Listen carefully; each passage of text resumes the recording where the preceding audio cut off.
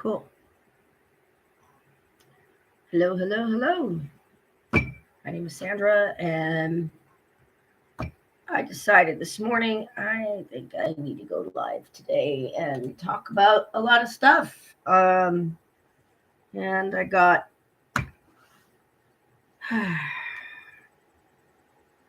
my deck here, and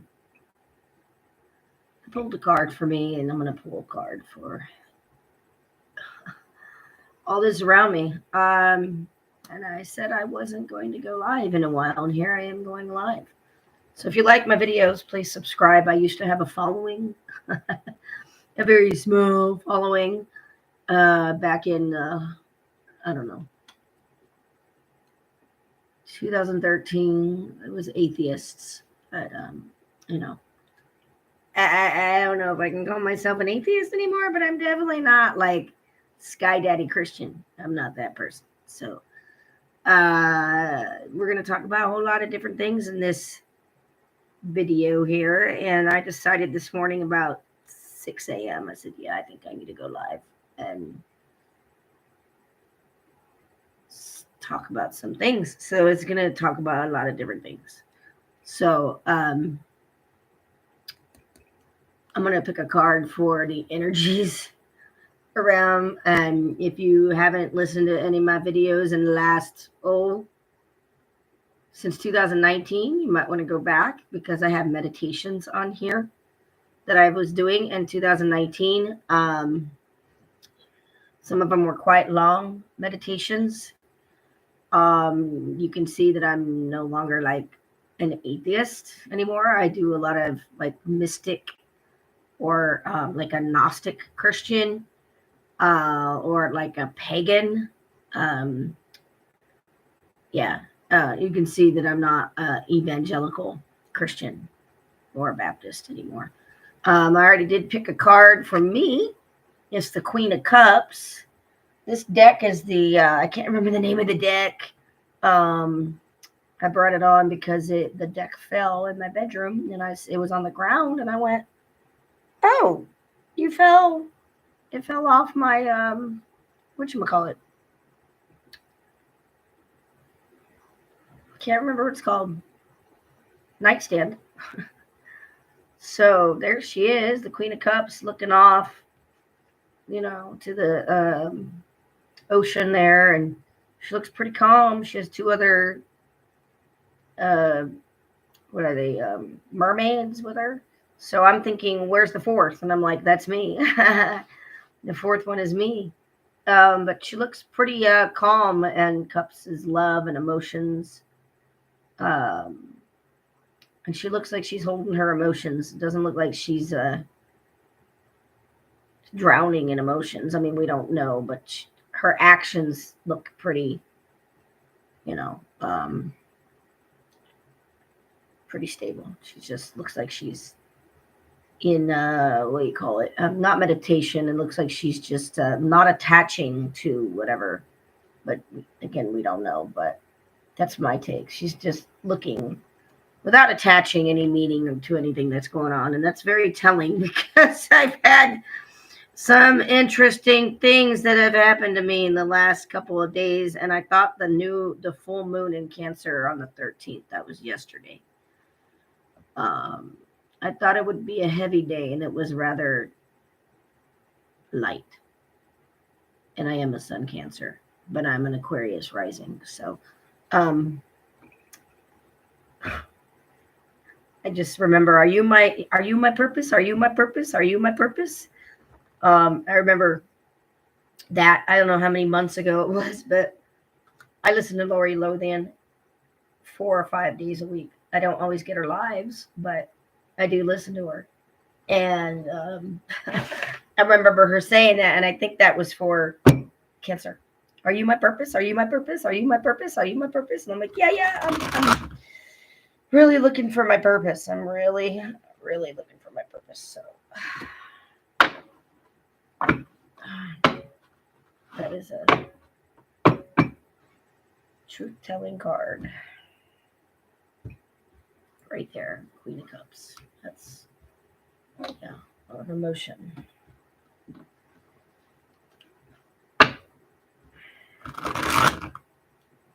And I have notes here so I don't go off track or anything like that. It's going to be a lot.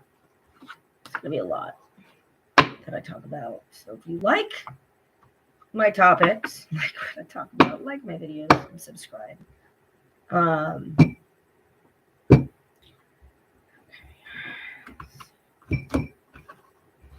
right. Knight of Pentacles, really? Huh. The Knight of Pentacles. Huh. Is he going to fight? Is he going to fight? I mean, he is a knight, so he has armor on, and Pentacles is earth, so what is he fighting for? Like, earth is all about manifestation, demonstration. It's all about,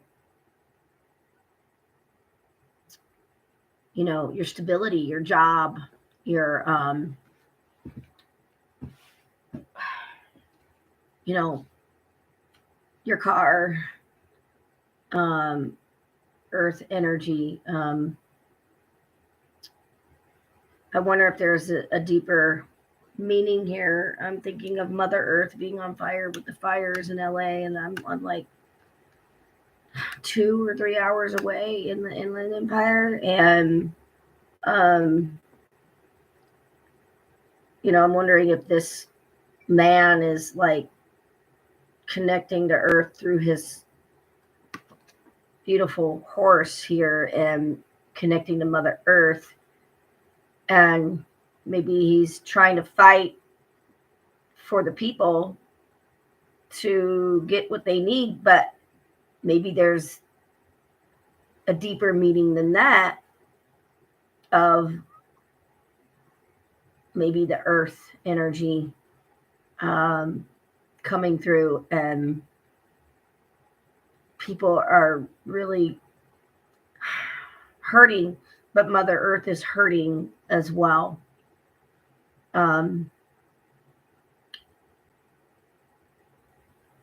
There's a lot of people that are hurting right now on this planet, and I think Mother Earth is crying out right now, and maybe that's what this is about. It's about a demonstration. We need to be able to demonstrate all the way down. Earth is the lowest vibration, and pentacles are the earth, and knights usually represent fighting. So maybe Mother Earth is like fighting.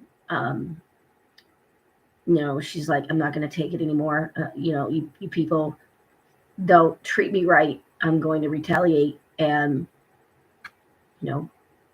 I'm sure there's going to be an uprising. I don't know where, but 15 million people lost their jobs in 2024. That's not on CNN. It's not covered on NBC, but about 15 million people lost their jobs. So this feels like a very heavy card to me, and I can only imagine how heavy that pentacle is. He's holding this pentacle. How heavy is that for him to hold that? I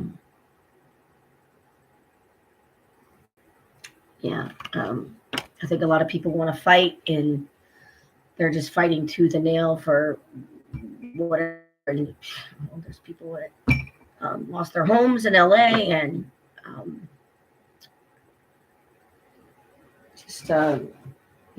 the movie stars and stuff like that, they have money to rebuild. But the working man, the working woman, they don't. If they lost their home, they may not have $1,000 or $500 laying around somewhere to get a hotel or Airbnb. And a lot of these insurance companies are pulling out. they're canceling the policies before the fire. So it's just really sad because nobody's connecting with other people. I mean, not even me. Nobody's connecting with me. Let me see. I took notes so I can stay on track. So I don't know how many people lost their homes, guys. Tens of thousands. I don't know how many people lost their homes, but some of these people won't be able to recoup the cost because their insurance company's not going to pay it. Or what if they're renters? I mean, I just heard somebody else on YouTube.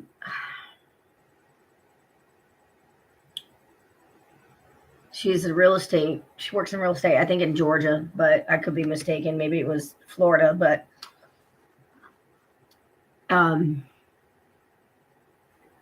she was talking about if you have rental insurance, there's like a clause in the rental insurance to where your stuff is not recovered if there is a fire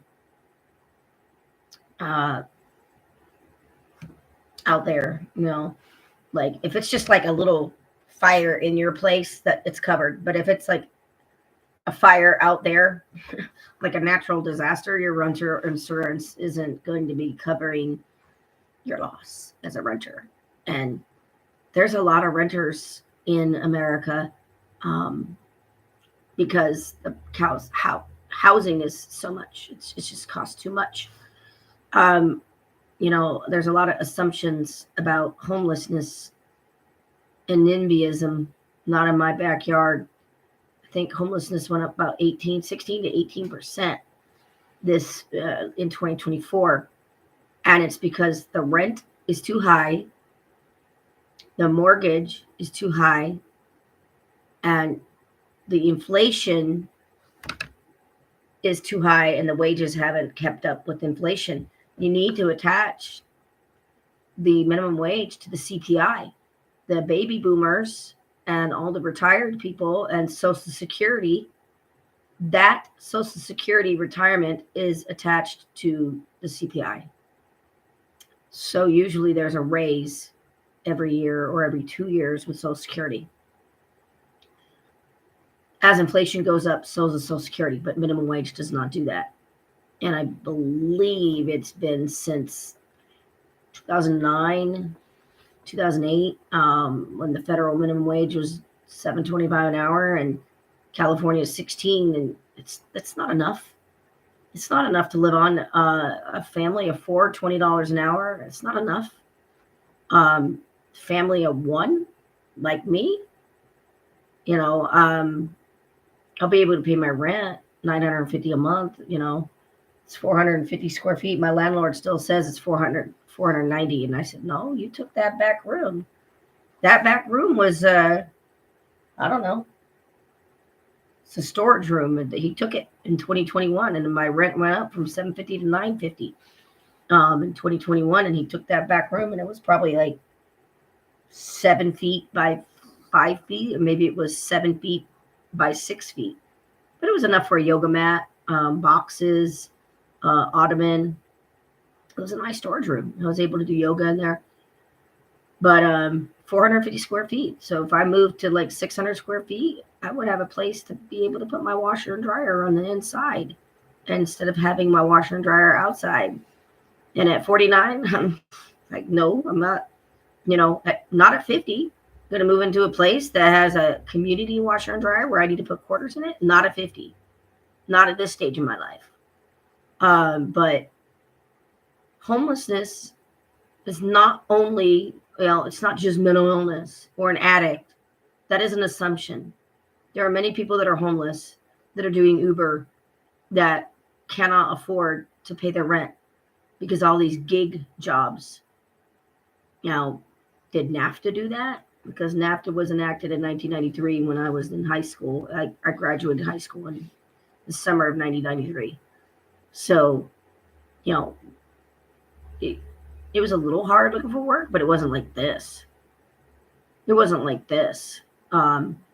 I did say, how am I going to get the experience I need if nobody gives me the experience? But I was given experience. It was pretty easy. I remember in 2002, 2004, going to like these companies, these like, they were rather small, I think, companies. I don't think they were, I don't think they had like, 10,000 employees. I think they might have had 100. They may have even had, they may even had 10,000, but they didn't have like 100,000 employees. They didn't have 300,000 employees. And, doing stuff like working in a purchasing office. So I was doing data entry, and I can't remember the name of the program, what it was in 2004. I don't know what it was, but it was all this data entry, and it looked like some type of old, it wasn't Microsoft Word. It wasn't, I don't know what it was. It wasn't Excel or, Access. It wasn't anything like that. I don't know what program it was, but it looked pretty old, and it was really easy to learn. And if I put that on my resume now, it's going to age me. People will be like, oh my God, she's so old. So, people talk about low-income housing. They don't want it in their backyard because they don't want low-income people there, and it's like, we need it. We just need the rents to come down. We just need the rents to come down. There's people in Temecula Valley, and their rents are, $3,500 or maybe $2,700 for maybe a 3-bedroom, but I think a 3-bedroom house is going to be somewhere around $3,500. And if you're a single mom with kids, you're going to have to earn $9,000 a month. Who earns $9,000 a month? I don't. When I worked at Verizon, man, it was good. I was making good money on an okay month. It's making $4,000 a month gross, $3,000 a month net on an okay month. But I can't move into a house with $4,000 a month income, and I have an MBA. I leave it off my resume. I'm not going to put my MBA in my resume if it's not required on a job application. I'm not going to put it on there. And I leave my bachelor's degree off too. I don't want to appear overqualified at all. So we need low-income housing, and people don't want it because they're judgmental. People are very judgmental, and they have preconceived notions of what is going on in the head of the homeless people. Well, have you ever thought maybe they need a shower? You ever thought that a homeless woman needs tampons? You ever thought of that? And we need low-income housing. There's houses empty because the landlords have rent that's $5,000 a month, and people cannot move in because they cannot afford it. So homes stay empty, apartment buildings stay empty because the landlords don't want to bring down the price. And there's something wrong in this country when we allow that kind of crap to happen. That's not right. And baby boomers, sorry, baby boomers, but if you're 62 and retired or 65, you're not living in reality because wages have not kept up with inflation at all. And I want to say it was 2018, but it could have been 2016. And I don't even know if I could find the article. It definitely won't be on the first page of Google. Probably be on the 10th or 15th page of Google because it's so old. But I want to say it was 2018. I read an article that said if wages kept up with inflation, minimum wage, now I'm talking about federal, I'm not talking about California, I'm talking about federal minimum wage would have been about 42 to 43 an hour in 2018. But the only thing is, this could have been data for 2016 and not 2018. So, if If the minimum wage was 43 an hour right now, there's going to be a lot of people that say, well, we would lose jobs. No, that's not true, because corporations answer to their stakeholders when they should be answering to their customers and their employees, but they don't. They answer to their stakeholders, and they have the money to pay people $43 an hour. They don't want to, because they answer to their stakeholders, and their stakeholders are more important than their very employees. And if you take care of your employees, the employees are going to take care of your customers. If you don't take care of your employees, the employees are not going to take care of your customers. And this happens a lot in like nonprofits, where you see somebody going in and they're doing field work and they're talking to homeless people, but the person working for the nonprofit isn't even making enough to pay their rent. It's like, you want me to work for you at your nonprofit in helping these homeless people? Pay me enough to not go homeless. Pay me enough to where I'm not going to be in that bracket of, oh, I earn $1,800 a month. It's enough to pay my rent, but it's too much. And I can't get food stamps, and I only get $23 a month in food stamps. And that's a true story. I was getting unemployment. Unemployment's only $450 a week, and it's only 26 weeks. So it's $1,800 a month. And if you get $1,800 a month in California and you live alone, you're only going to get $23 a month in food stamps.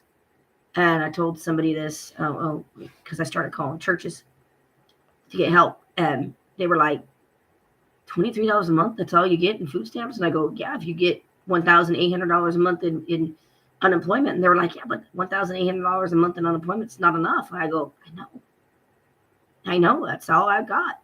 And it didn't cover all my expenses. It didn't cover everything. So baby boomers, you got to know that wages have not kept up with inflation. And I've been given some pretty bad advice from baby boomers, because they're not in the workforce. They don't know what it's like. The workforce has really changed a lot since 2018, 2019. And I have a feeling now, if the minimum wage was current with the CTI, we would have to see wages that are like $50 an hour for nationwide. Minimum wage would have to be $50 an hour nationwide. California would have to be like $55 or $60 an hour just to get your basic needs met, because people can't live on 40 grand a year. You can't live, even if you're single, you can't live that's poverty wages. You just can't do it. And if you have a family of 4, oh my God. What if you have a wife? You're the 2 women living together and they have kids. Maybe one's 15 and one's 12. Okay, they're not little. You don't have to watch them all the time, but they're still minors, and you still have a responsibility to them. And 2 women and 2 children, and one woman works full time and makes $5 grand a month, $5 grand gross. The other one lost her job. She was laid off. You think $5,000 a month is a lot for a family of 4? And if you go into DPSS, they're going to say, oh, man, sorry, you earn $1 too much. You can't get EBT because you earned $1 too much last year. So you just don't get any EBT. Or maybe, oh, you get EBT, but you know what? You only get $50 a month. It's stupid. So they punish you for working part-time.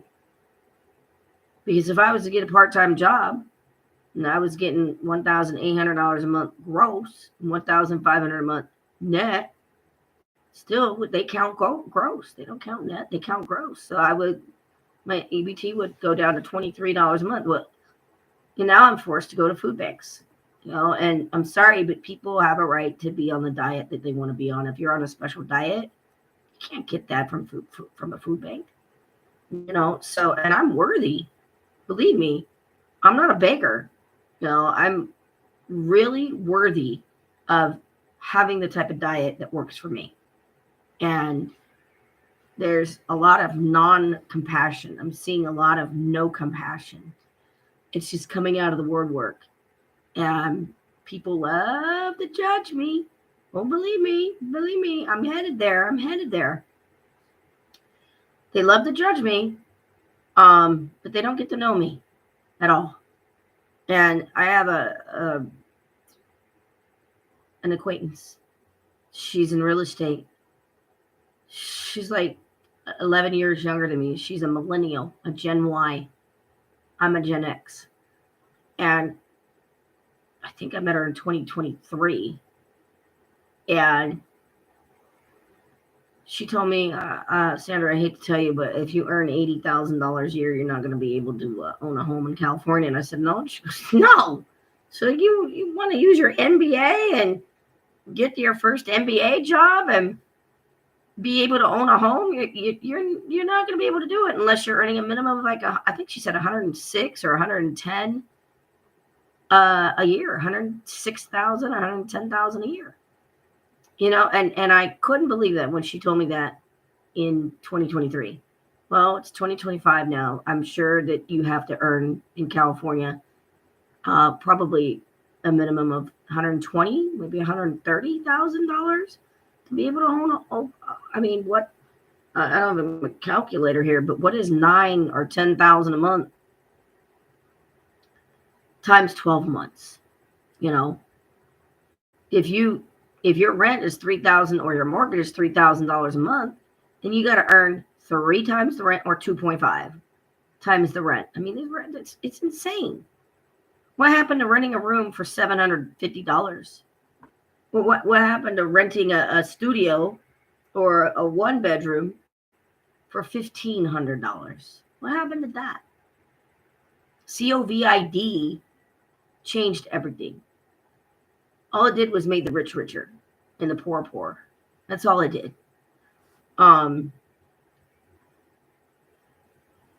So I believe that if minimum wage was set to the CPI, California would have a minimum wage of $60 an hour, and the employers can pay it.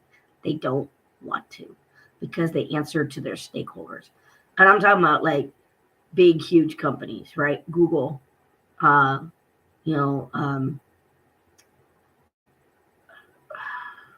Meta, SpaceX, big pharmaceutical companies. Come on, guys. Look what happened with Luigi and the guy that he killed. I can't remember. Was it Brian something? I can't remember his name. But I don't have any sympathy for the CEO that died. I don't have any sympathy for his wife. I don't have any sympathy for them at all, because you take, you charge people insurance and then it's supposed to protect you. And then when it comes time for whatever, no, we're not covering you. It's like, well, then what's the point of having insurance if it's not even covered? What's the point? So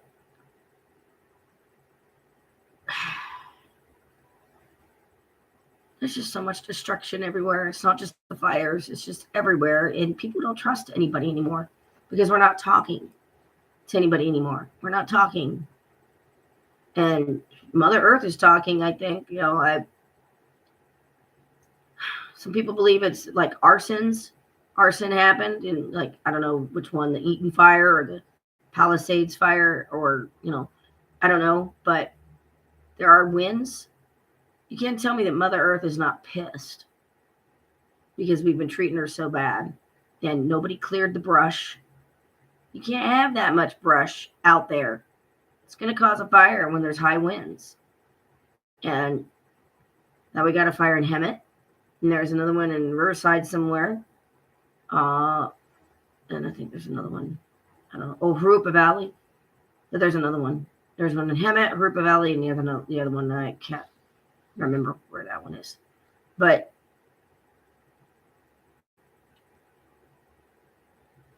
it's just devastating. It's devastating.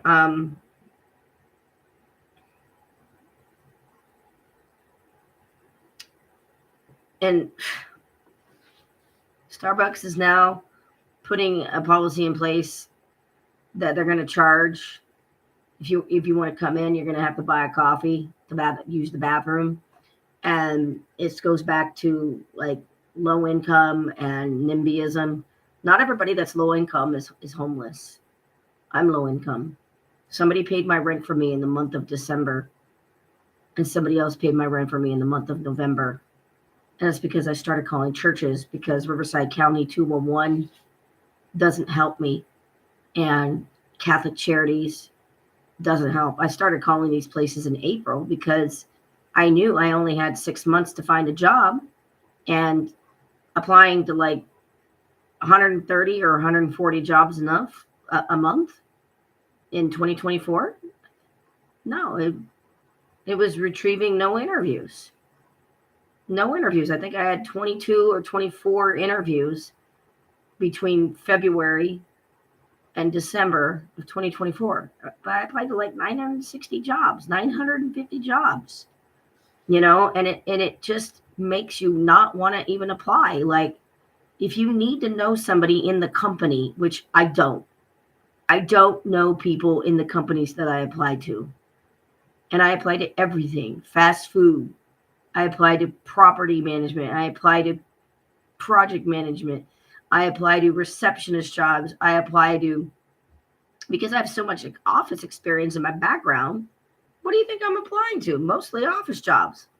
But I'm applying to everything. Even IHSS didn't even call me. Somebody else paid the $67 for me. I think it was in August. I kept on waiting on them. They said, "Oh, we'll pay for you. We'll pay for you." And I was like, "Well, when? When can I make an appointment to go down to this place? You keep on saying you'll pay for me, but when?" And I had to push. I was like, "Look, I need to get this live scan done. When can we go? I mean, do you want to give me the money? Do you want to give me your debit card? How do you do? What is this? You want to write me a check, and then I take the check and I put deposit in my bank account, and then I go to myself? And how do you want to pay for the live scan for me?" And I had to push, because nobody's going to advocate for me. It's me. I don't have a mom. She's in heaven. She died at 65. I don't have a dad. There's no brothers and sisters advocating for me. It's me. And I'm worth it. And I will advocate for myself, and I will continue to do what I need to do to advocate myself. And people are like, "Oh, you have no kids. It's your fault. You should go homeless." No, I shouldn't. It's not my fault. Not when I apply to 140 jobs a month. Sorry, I don't agree with you. I am worthy of a job. I am worthy of an interview. I am worthy of getting hired. So, and baby boomers don't understand the ATS. They don't understand the applicant trashing system. They have no idea. So keep your mouth shut. If you're a baby boomer telling people how to get a job, keep your mouth shut if you're retired. Or if you're working and your job is secured, and your job needs you because you work in finance and you're the only one that can do that. Wait until AI does it and takes your job. And then you're 62 and you're like, "How do I find a job?" Because of ageism. Because they can figure out your age, and it could look and see how many years of experience you have. So I'm done with baby boomers, man. I'm done. I'm really done. I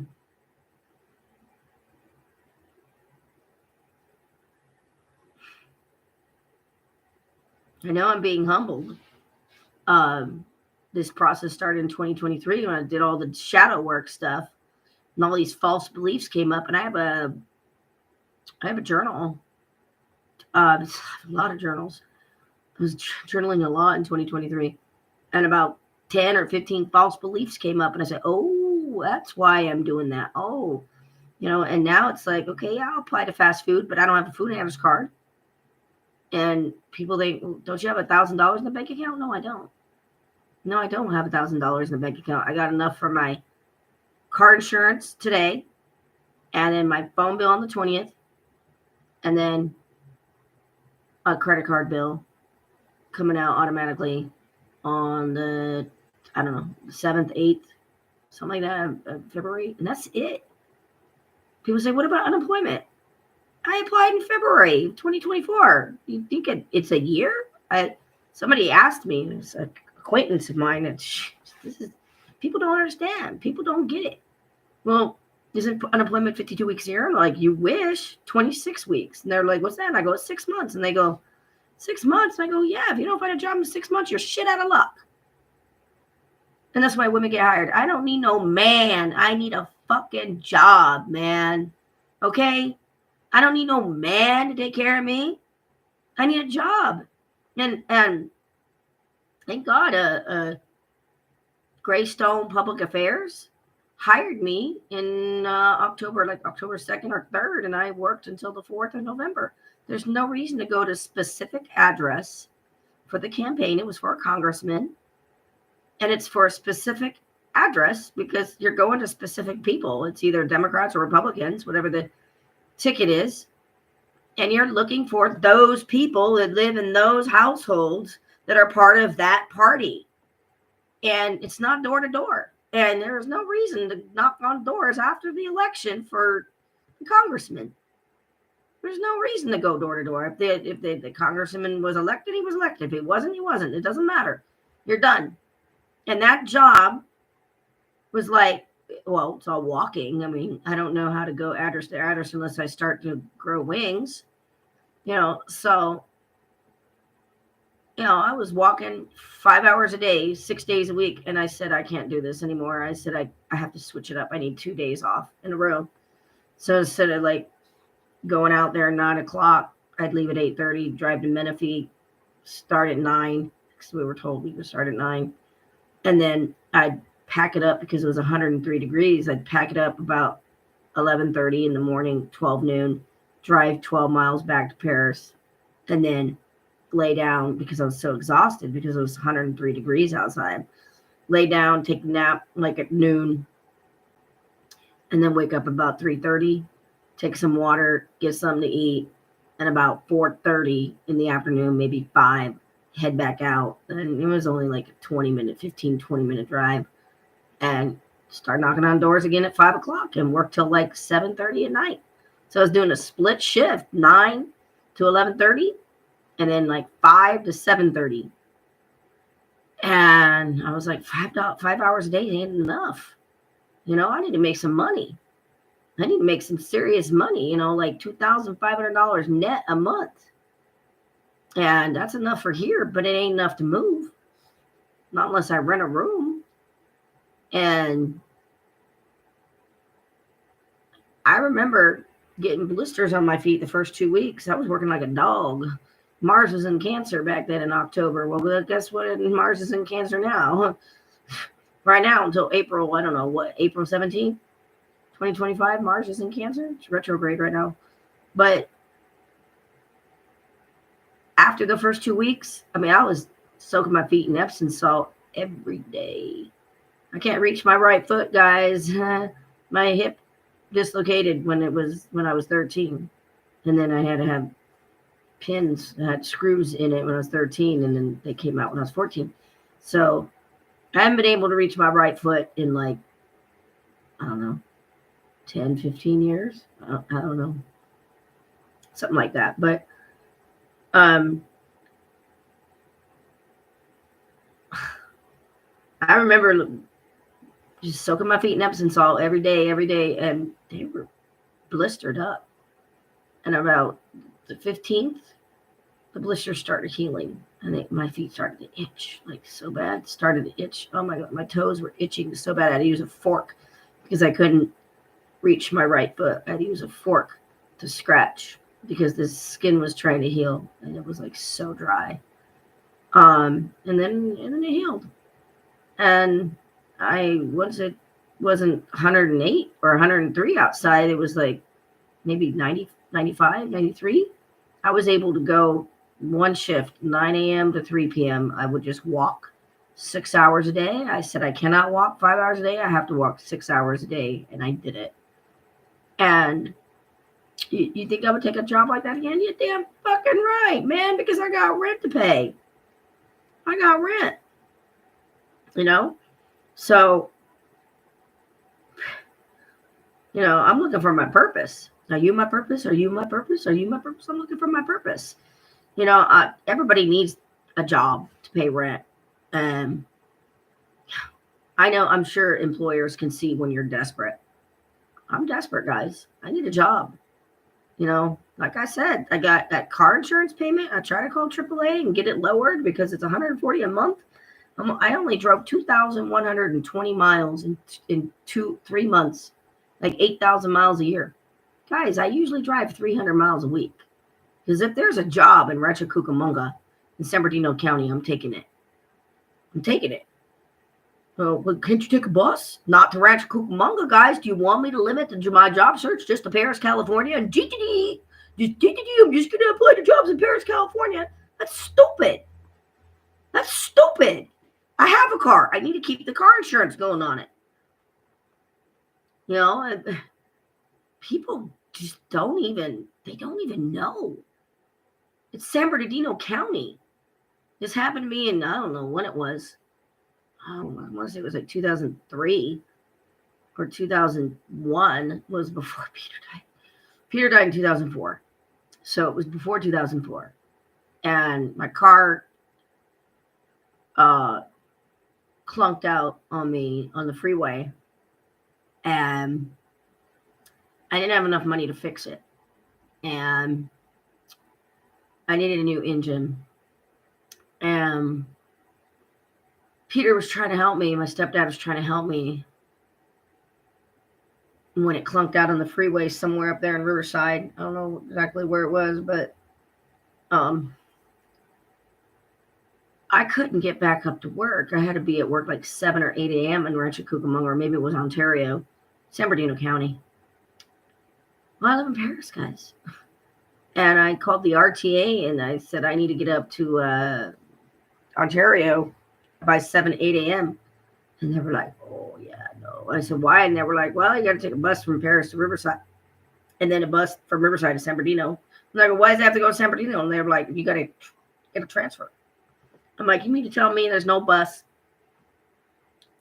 that goes from San Bernardino to Riverside? They said, nope. You got to go to the hub in San Bernardino and then wait there for a bus to go to Rancho Cucamonga. And that bus didn't get there until like 3 or 4 in the afternoon. And I said, I start at like 7 or 8 in the morning. This was like 2001, 2002. I lost the job, guys. I lost the job. So y'all want to, these people, can you take a bus to work? Well, yeah. I guess if I just apply to jobs in Paris. Yeah, but I ain't going to do that, man. I used to work in Pomona, guys. I used to commute.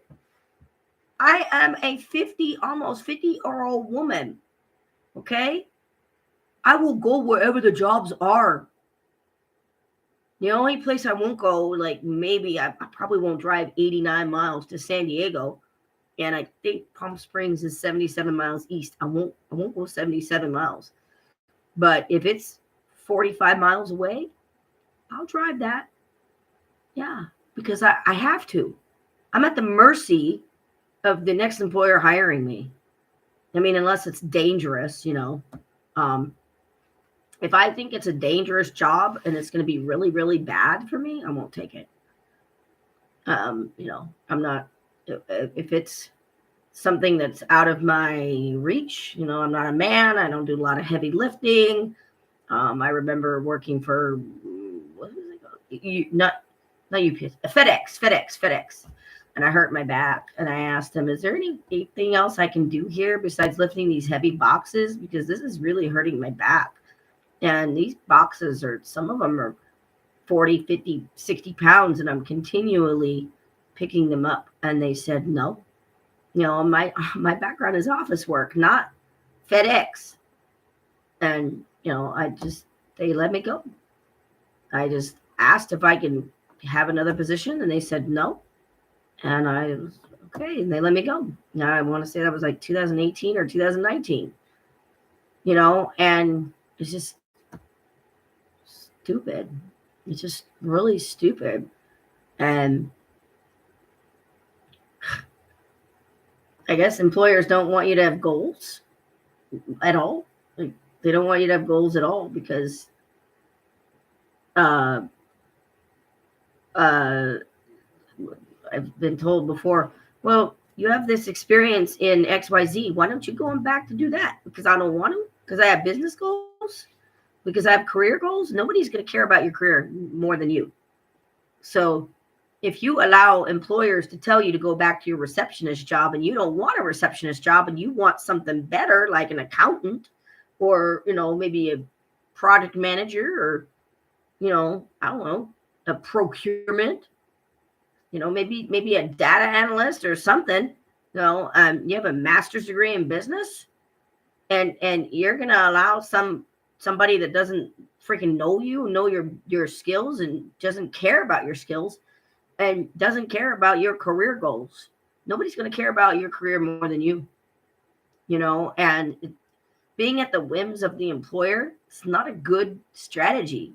I can see now what I did wrong way back when my mom died in 2018. I mean, I was going through it, man. It was tough. Look at my videos that I did in 2018. Look at my videos that I did in 2019. 2018 was a hard year. 2019 was harder because that was year 2 when I realized mama's not coming back. And that she was 65. That was very young. That was very, very young for her to die. And I didn't get any support. Doctors all thought I had brothers and sisters and like, don't you have neighbors? I'm like, yeah, they speak Spanish. Why would I want to bring somebody to speak Spanish? And I said, I don't know who they are. We don't talk to the neighbors. Wait, Mr. Who? What's your name? Oh, Mr. Gonzalez. I don't know who you are, but can you watch my mom, please? Ain't nobody going to do that. Nobody going to do that at all. Nobody. So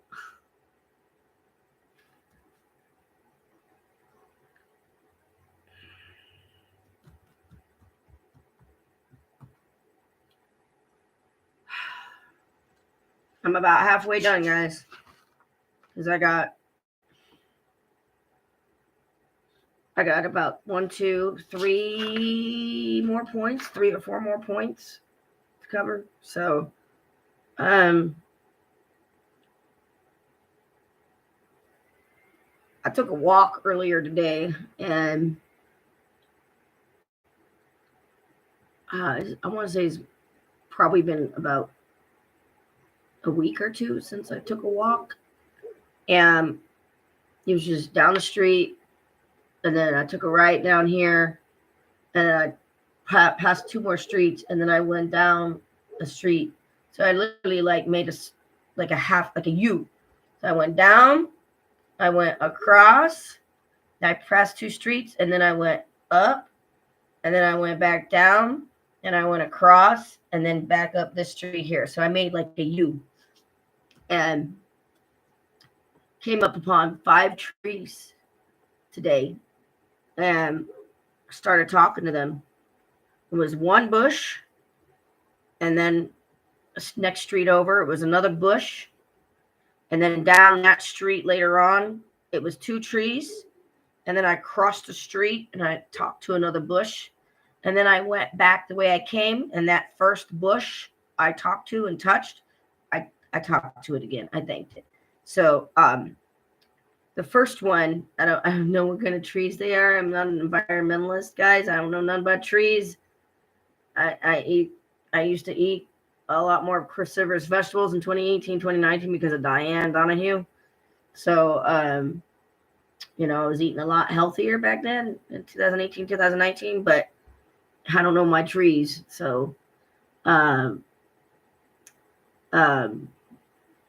this bush that I went to is 5 feet tall, maybe 4 feet wide. I don't know. It's kind of big. And it looked like it was kind of dying on the inside. And I just put my hands on it. And I said, I'm sorry that LA is on fire right now. I said, I know your sisters are hurting. And there's a lot of trees on fire in LA. And it's all flame. And I just kind of put my hands around it. The leaves were very tiny, and I felt the energy of that bush reach inside my heart. I felt the energy of that living bush, a living entity. I believe that everything has a consciousness to it. Everything, even a rock, has a consciousness to it. And I felt that living, breathing bush reach its soul to my heart and start caressing my heart. And I was just saying, I'm sorry that your sisters are on fire and the earth is on fire, and I know you're hurting. And I'm sorry that the earth is on fire like this. And I'm sorry that people are treating you bad. And I said it, and I include myself in it because I know my carbon footprint could be lower. And I don't have a hybrid car. I'll never get a Hyundai Tucson. I'll tell you that, man. It's a 2018 Hyundai Tucson, and once it hit like 110 or 105,000 miles, it's been in limp mode 3 times. Limp mode. I've been going 20 miles an hour. I think one time it went 40, but the other 2 times it was in limp mode. It was only going 20 miles an hour, and I had to fix it. Put it's $600 in it in January, and then I had to fix it again and put $800 in it in April. And then it happened again in December, and then somebody else helped me, and I owe that person $308 because it was a battery, and that was like a Band-Aid because I believe that it's the dual clutch sticking. Yeah, it's an automatic, but it still has a dual clutch. And I think when the dual clutch sticks in the first gear, it doesn't want to get out of the first gear, and that's why I'm going 20. I know how to drive a stick. So back to the bushes, the trees. I was just crying, guys. I mean, I was crying and just first walk in about a week or two, and because the energy's been so heavy, I just been wanting to just hide. I can feel the energy around me. I can feel it, and it's probably other people's energy. This, Mother Earth fighting and people fighting for that, that earth stuff, that Pentacles houses, it's homes, it's money, it's jobs, it's job security, it's their clothes, it's your food, it's all the physical things that you see in the world, your glasses, your hearing aids, your computers, your laptops, your clothes. This is all the physical stuff that you see. That's what that pinnacle is, and people are fighting. But Mother Earth is fighting too.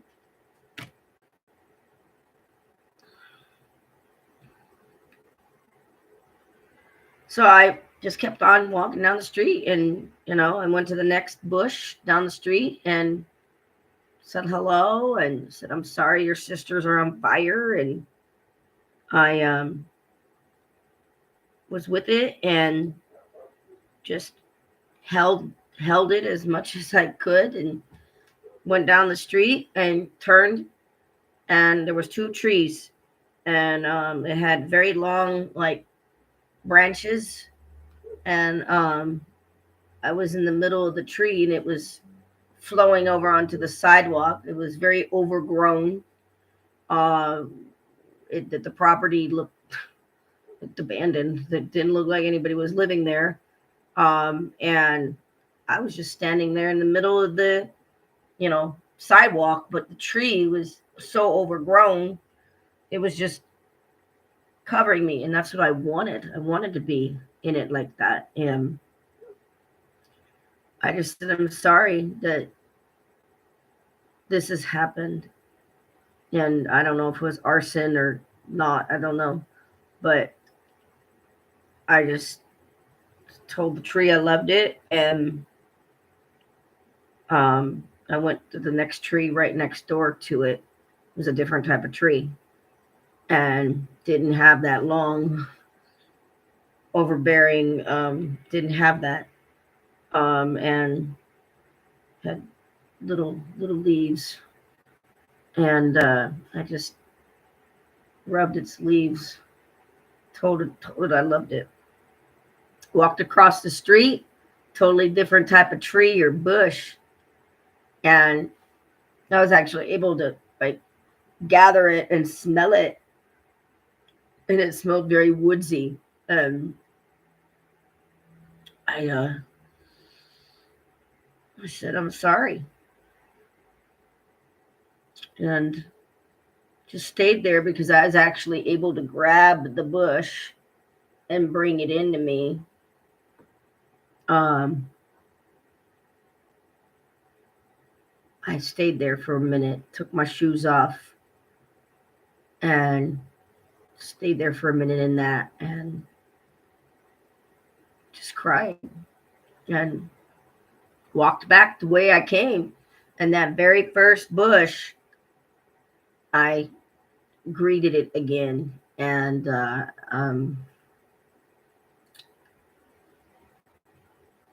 started bawling. It was like I felt the energy of the trees, and they were definitely sad. The one with the big long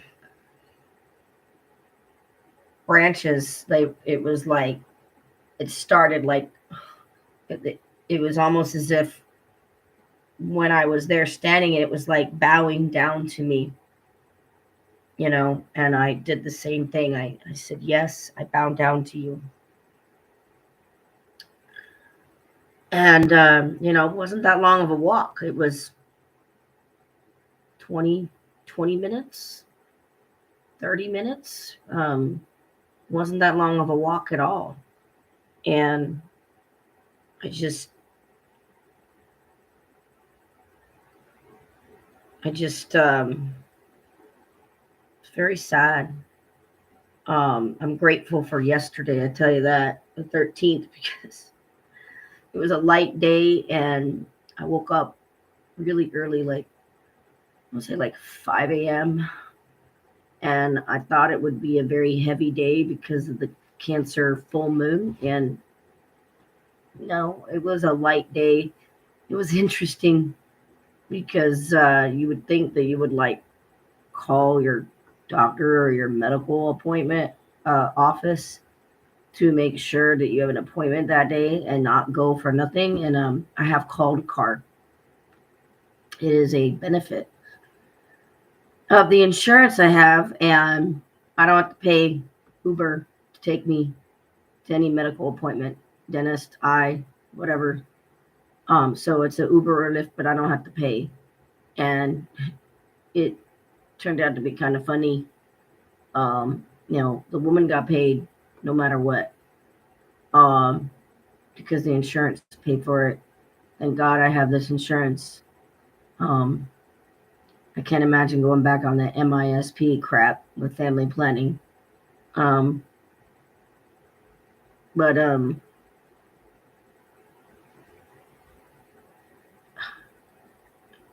I called to get called a car to pick me up at like 8:05 yesterday.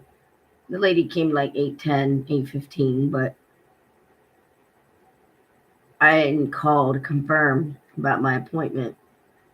And it was such a fun ride. I needed it. I needed that ride. I needed to be around another human being, because there's no other human beings here, and I don't have a lot of people calling me. It's like my friends just like ditched me. Like, what the fuck happened? I don't even know. Maybe this is a time for me like to change my vibe, and I will go into vibration. I will go into that in a minute. I did say that I'm going to be talking about a lot of different stuff.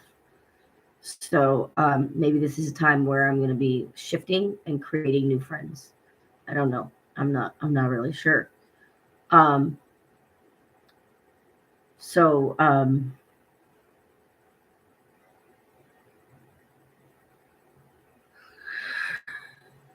where was I? I didn't take notes on this because I'm not on that topic yet, and I'm done with the trees. I can't remember my train of thought. Oh my god, it's gone. It's gone. My train of thought is gone, and I'm like running after it. I can see. I'm like, wait. My thoughts over there, and I'm like, wait. Don't run away from me. You're my train of thought. I need to get you back. It's gone. I don't remember. Shoot, it's gone, man.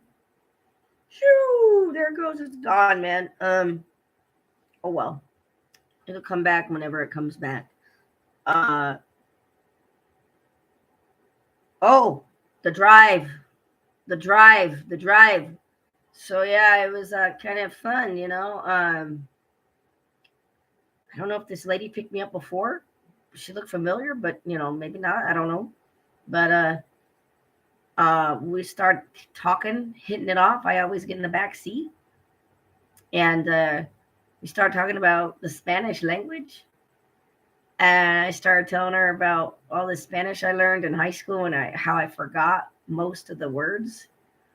And I was telling her about like what words I understood, like "bienvenidos," "muévete," "apúrate," you know, "me llamo Sandra," "cómo se llama?" I never remember what time is it. I don't remember that one in Spanish. And then all these other words like ojo, rojo, corazón, you know, blanco, just various words, but I don't know a lot like I did in the 1990s. You know, I knew a lot more back then, and since maybe 2005, since 2001, I just kind of forgot. And yeah, I was going through a lot of yeah. My mouth hurts right now. I'm being in the now. I can just feel it. It hurts right now. I was going through a lot of what am I? Am I a Christian? I don't know because I left the Bible college in 2001. So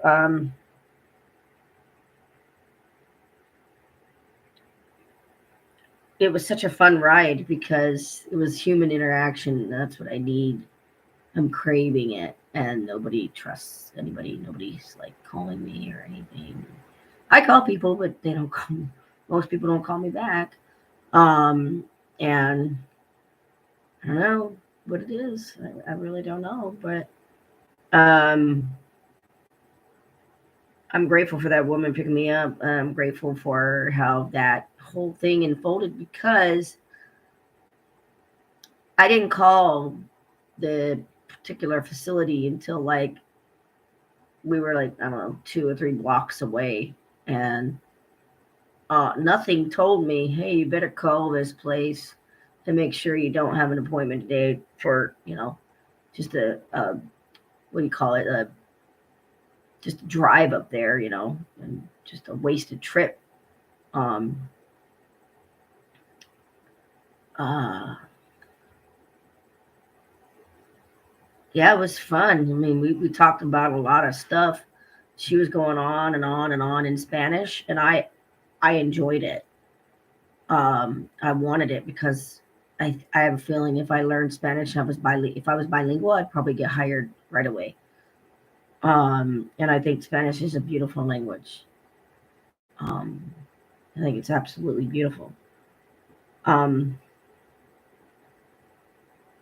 and sure enough, I called and I was like 2 blocks away, and they're like, "No, you don't have an appointment today." And I'm like, "Really? I came out here for nothing?" And they're like, "Oh, sorry." And I'm like, "Well, I didn't drive. I don't have money in my gas tank for that. I had to use cold card." And I said, "But I'm just shocked that I came out here, and I'm shocked." So I said, "Give me a minute. I'll be right back. I got to make sure." And she goes, "I'll come back for you." And I said, "Okay." I went in, um, hung up with the phone with the lady I was talking to because I was right there in front of them. And I'm like, "Which one was I was talking to you on the phone?" And they were like, "What are you talking about?" And I go, "I was just talking to you one on the phone." that told me my appointment's not today, and they were like, no. I'm like, you gotta be kidding me.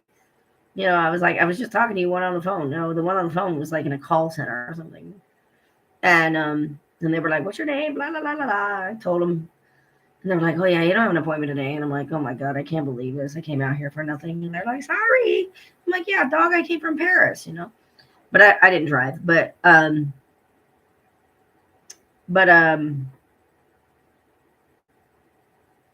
left. I went downstairs and didn't see the lady. Called a car. Put in my will call. And she, like, within 2 minutes, she was, like, right there. She was right around the corner. And she was like, because she told me, she goes, I'll wait for you and I'll take you back home. Since they didn't tell you about your appointment being in April or whenever it was. So we had a fun time. It was like a 30-minute, 45-minute drive there and like a 35 or a 45-minute drive back home. And it was perfect because I left like 8, 8:15, 8:10 in the morning. And let's see, I got to my appointment by my non-appointment. I got there by 9:05. But then I got back home like 10. So it set the day off. And I was like, that was interesting. Like, okay. So I got a card for my appointment in April. And I'll probably call a card, probably, unless I'm working full time and making like $25 or $30 an hour, I'm able to make it. I don't think somebody with an MBA should be I don't think they should be asking for $50,000 a year with an MBA. There's 25-year-old kids with just a high school diploma asking for $25 an hour. It's insane. But it was a very interesting day yesterday, and it was quite light. I was like this. This is the card I pulled for me. I pulled that card for me. And her hair is like blowing, but she's cool. I mean, she's holding something. I don't know what's in there, but is it a prize or a gift, or is it love, or is it calmness? What's she holding in that vessel there? I don't know what she's holding, and she's looking at the ocean. Maybe she's just like, oh, look at that ocean, kind of like not attached. So, the last few days, it's just been kind of like detaching from what I'm seeing, like oh, that's interesting. It's really interesting of what's going on here. So, and I'm watching my bank account and I'm seeing it and I'm like, oh yeah, it's not a lot of money. It's not a lot of money at all. Like I said, just the car insurance today, the phone bill on the 20th, and the credit card on next month and the 7th, 8th of February, and that's about it. When you have unemployment, it's only 26 weeks. So count the bud. So February, so March, April, May, June, July, August, September. Okay. Yeah, September. My unemployment ended September 8th, 2024. So, my substance is God. I mean, you could call it the cosmic muffin. You can call it the universe. You can call it the goddess. I like to use the word goddess a lot. But I don't believe in no sky daddy. Like Christians, like beseech God. Most Christians are taught to beseech, like, God, give me a car. God, give me a house. God, give me a whatever. God, give me. I was taught that in the Bible college that I went to, and I was a Baptist. And if you ask, you'll receive. And I don't really do that anymore. I don't do that. My spiritual practices have changed. So yes, I do meditation and mindfulness, and I think mindfulness is a really good way to detach, just to watch and not judge. And that's where we get in trouble, when we judge our thoughts or we judge other people's actions and we don't really understand. We don't want to get to know people. We just judge. We just jump to conclusions. But we do that with ourselves as well. I know I do. I know I judge myself, and that's part of the self-sabotage. And that is a very low vibration. Self-sabotage is a very extremely low vibration. When you do not value yourself and you're begging, that is a very low vibration. And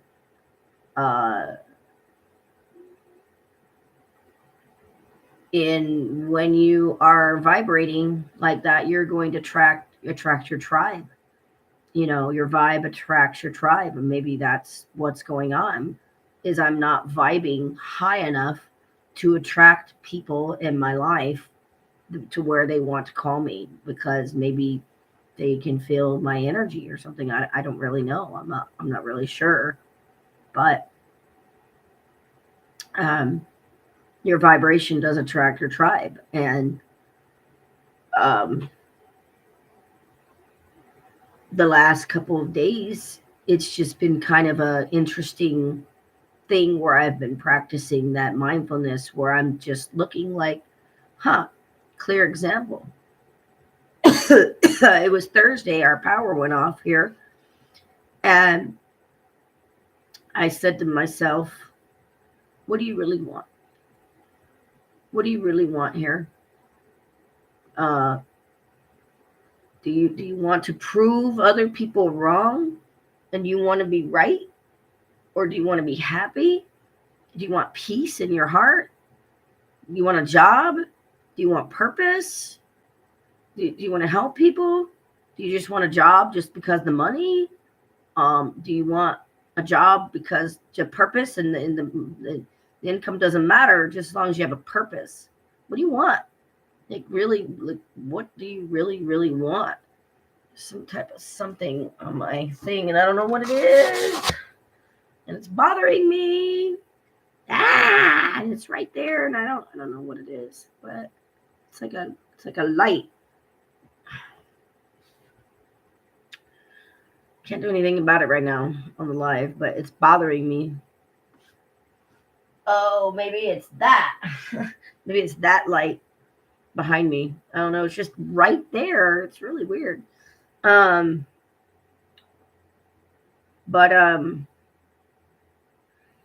yeah, it's just been very interesting, because what happened on Thursday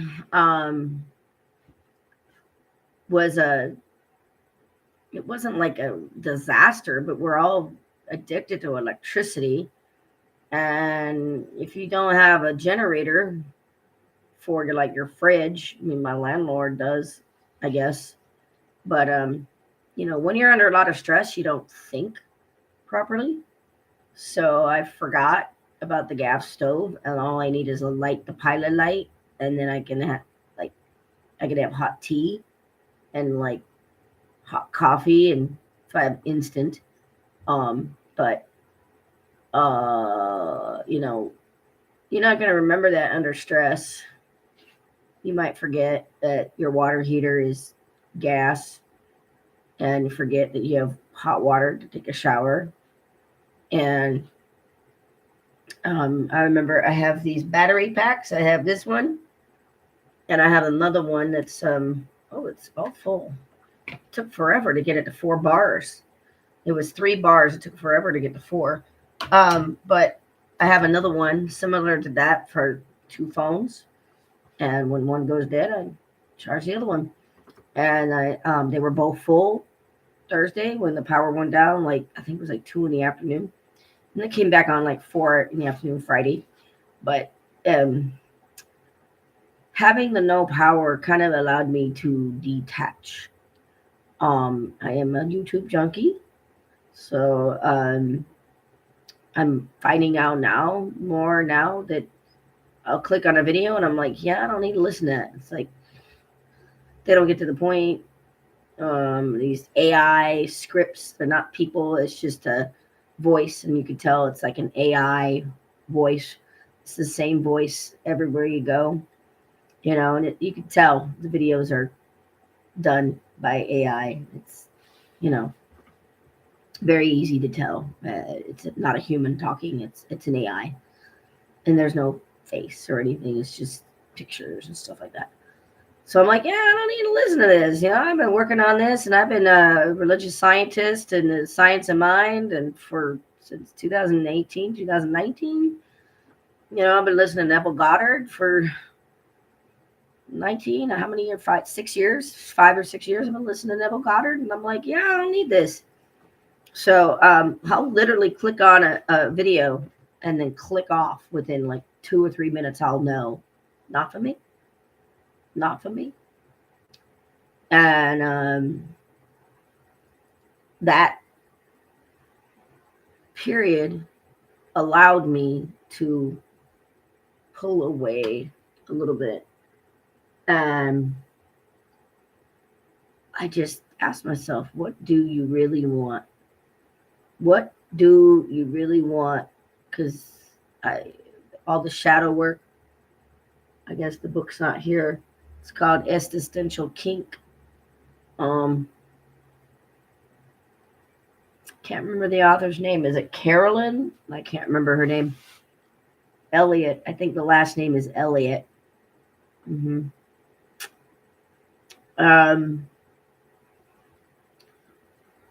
Yeah, money's great, but that can't buy you love. Can't buy you love. You can get nice clothes, but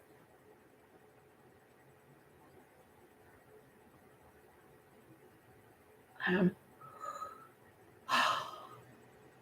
People might give you a little bit more respect if you dress better. And I was really obese back in 2004, 2005.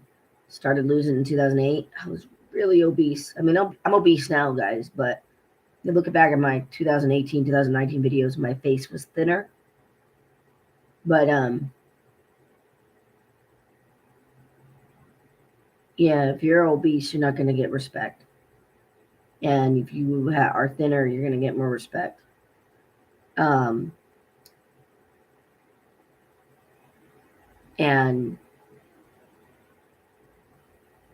I'm being humble. This is a humbling thing of all those false beliefs. I knew something like this would come, but I didn't know it would come in 2025. I knew something would happen because of all the false beliefs. But I didn't know what happened like this. So your tribe is from your vibe. And I was asking myself some interesting question on the 12th, Sunday. Something very interesting happened. And now looking back, I actually think it was some type of military activity.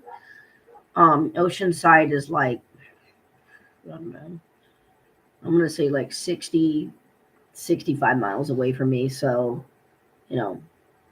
March Air Force Base is kind of like closed. I don't think it's open.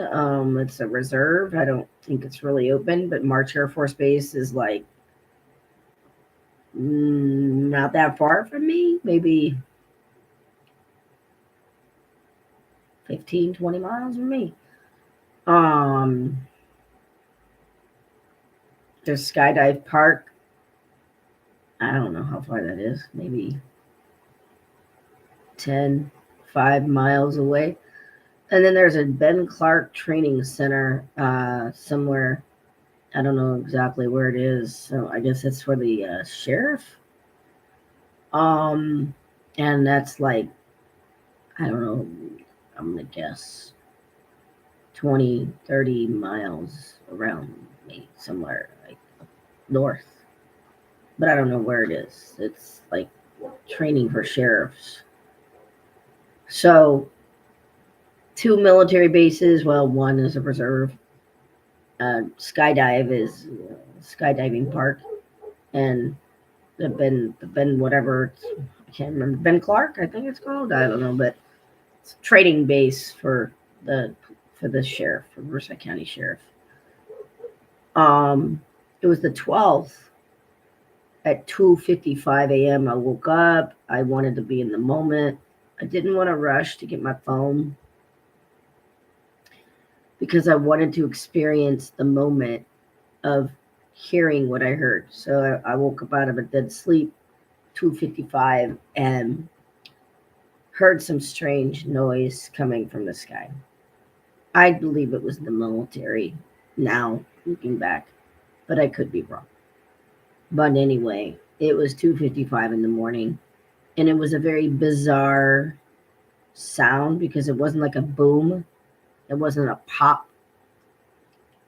It wasn't like that. It was like, if you've ever taken a piece of metal, and you like shake that piece of metal, and you could hear the piece of metal like shaking. That's what it sounded like, and it didn't last 2-3 seconds. It lasted 60 seconds, and it kept on going, and it sounded like it was coming from the sky. So if you're a Bible reader, you read the Bible and you take it literally. I don't. I'm more of a mystic, so I'm going to read it like an allegory, spiritually, and like, what does this mean? And without interpreting it as a literal history book. And there's lessons in there that could be learned, but I don't take it literally. And so, if you're a literal Christian, you take everything literal in the Bible. And I don't believe we're sinners. I believe we do wrong, but sinners, no, I don't believe that. There's nothing to be saved from. There's nothing to be forgiven from. We're not separate from God. It's an illusion. So, and sin means to miss the mark. So we're all wrong, but saved from what? That's a Christian concept. Saved from what? So the word rapture comes up in the book of Revelation, and I was laying in bed wide awake because this noise woke me up, and I was like, what is that noise? And it sounded like a very odd, low vibration sound, but it wasn't like, huh? It wasn't like that. And there's a train here in town. There's 2 trains. There's the Metrolink, and then there's the cargo train. And the cargo train will usually go off between 6 p.m. and 7 a.m. So we can go off at midnight and go off at 2 a.m. and go off at 1 a.m. We can go off at 9 o'clock at night, go off at 8 o'clock at night. And it's diminished chords. And it's like a long...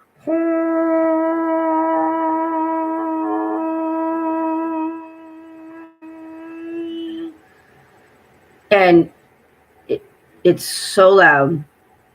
And it's probably a mile or 2 away, probably a mile or 2 away. I don't know exactly how far it is, but yeah, it has to be 2 miles, maybe 3 miles away.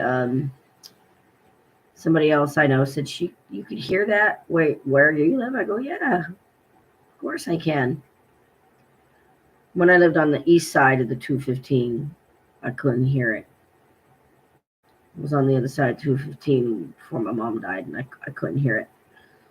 But I started calling Metrolink and some other places, tell the guy, stop honking the horn so loud and so long. You don't need to do that. It's too much. It's too much. And whatever I heard on the 12th, it was not that train. It was like a wobble, wobble, wobble, wobble. Like taking a piece of aluminum or something and wobbling it, and you could wah, wah, wah, wah, wah. And it was long and it was loud. I'm like, and I really wanted to get my phone, and I was like, no, you're going to be in the moment. You're going to witness it. You're not going to judge it. You're not going to be like, oh, that's aliens or oh, that's whatever. It's like, no, you're going to witness it and you're going to listen to it and you're going to see how long it lasts. And it lasted for a good 60 seconds, maybe 120 seconds. I don't know. I didn't time it. And when it was done, I was like, what the fuck was that? I went looking online uh, to see if there was anything that other people know. There was nothing. Um, could have been something with the Ben Clark Training Center, 2:55 in the morning. It could have been like something with the reserve base. It could have been something with Oceanside. Um, highly doubt it would have been something with Skydive. Um, I don't know what it was, but I found similar videos on YouTube about a sound like that, but it wasn't the 12th of January of 2025. It was like other people uploaded videos like live in like 2008, 2012. I'm like, oh, this is a phenomenon that happens. And this is a thing where this weird noise comes around people and it's not just me. And okay, it's not 2025, but it happened before to other people. And I'm like, all right, cool. I don't know what it was, but I started thinking about the word rapture and what it means to like evangelical Christians. Like your clothes are gone and you're raptured up in the sky. Okay, well we got the cloud now. Okay, everybody pretty much knows what the cloud is. I don't know where it is, but there's the cloud. Okay, I got my resume in the cloud. I got a lot of documents in the cloud because I pay yearly, usually in October for Microsoft Office 365. I think it's like $125 a year. And thank God I had money in October and was able to pay that because I need to have my resume in the cloud. I can't have it on my computer. I got to be able to log in. Like if I get a new computer, I can log into my Microsoft account, access the cloud, and get my resume and get everything else. So, I have a letter, not a letter. I have a book about my mom and me taking care of her. That's in the cloud. That's in the cloud, guys. And it's all there. And, when the Bible says we're going to meet him in the clouds, like I was asking myself, are we going to be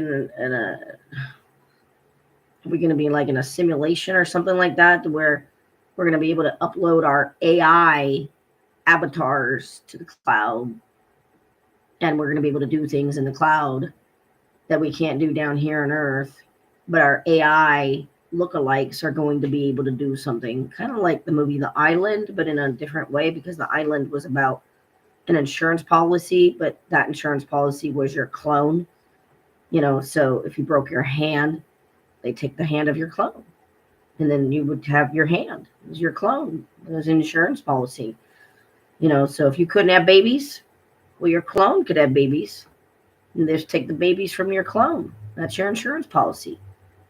And that's The Island for you. I think it came out in 2010 or 2008 or something like that. Very fascinating movie. But we have the cloud now, and there's Google. I paid I think it's $2 a month for Google storage because my email ran out of storage, and it was like 2023, and it said you're running out of storage. You need to have more storage, and I don't know what the storage was, but now I have 100 gigs, and thank God I have that because, I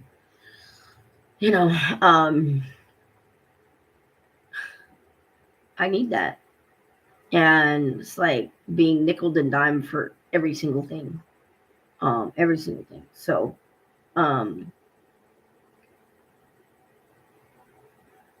yeah, I started asking myself, what is this rapture thing? Because I'm a former born again Christian, and I was like, is that trumpets that I sound like? It sounded horrible. It sounded like tragic, classical. It was like, and I'm like, what is that? What was that? I'm not even doing it right. I can't even tell you what it sounds like. But it was scary. It was definitely sounded like something coming out of a horror film. And I was like, nah, dog, you're not gonna call the police on something like that. There was no dogs barking. There was nobody outside screaming. There was no pop, pop, pop. It wasn't like that. It wasn't like that at all. It was just this weird. And I said, rapture. What happens is like a conversation in my head. Rapture. What happens when we are raptured up in love with somebody else? What happens when you get in that relationship and you are raptured up in that person that you love and you think they love you, especially if you're like 25, and you just think they love you so much, and you're been dating for 6 months or a year and you just think they love you. You kind of really can't see anything else. You really can't see other just what you see. You can see the person. You think they love you. You love them. You want to spend the rest of your life with them, and la la la. And you are raptured up in their love. And I thought, okay, well, maybe there's a way to be raptured up in your thoughts too much, to where you lose sight and you can't see other things. You can't see other people. You're in a different reality. And I was like, rapture. And I was like, maybe I'm hearing this because my vibration is so low, and maybe only certain people can hear that vibration. And maybe the reason I'm hearing it is because my vibration is so low, because I'm in a victim consciousness. That's basically what it is, a victim consciousness. And I was just like, that's interesting. And I just stayed there for a little bit. And I said, yeah, maybe that's what that is. And I said, but what if it's not a victim consciousness, and what if it's something different and it's not? And of course, that's judgment. Now I'm going into attaching a meaning to it instead of being detaching a meaning. I'm attaching a meaning to it. Oh, it's a good thing that you heard that. That's the trumpet of God, and that's good. And no, like I said, now I think it was something in the military or something, and maybe it was the train. Maybe the train has some type of new horn where, but I haven't heard it since. But today's only the 14th at 3 p.m. So, but yeah, it was scary. It was scary, guys. It sounded like something out of the like X-Files or Mr. What was it? Mysterious. Oh, Unsolved Mysteries. Unsolved Mysteries. That's what it was called. Just very strange, crazy. I don't know. Just very weird. So I was thinking, well, yeah, you got to get out of that victim consciousness, because it's very thick. It's very sticky. I'm American, and I'm looking for work, and I'm applying to 130 jobs a month, and my unemployment in September, and I can't apply for unemployment until I don't know, the 20th of or the 19th of February. So my first unemployment check won't be until March, and there's no guarantee I'll get unemployment, because if you don't work in 2024, you're not going to get unemployment in 2025, because they go off the last 18 months of your work history. And whatever that is, the highest earnings quarter is what they base it on. So they'll probably base it on the last 3 months of 2023 and October of 2024, because I made more money, I think, in October 2024 than I did in January 2024, I think. Yeah. Got me, I don't know, but it's a very sticky story. It's a narrative. And when you could raise your vibration high enough to see through the narrative, you're going to be meeting new people. You're going to be seeing new people in your life. New people will just come into your life. And it's like, I really don't want to see the narrative. I want to see the truth of my being. I want to know my worth. I heard something just now. I don't know what that was.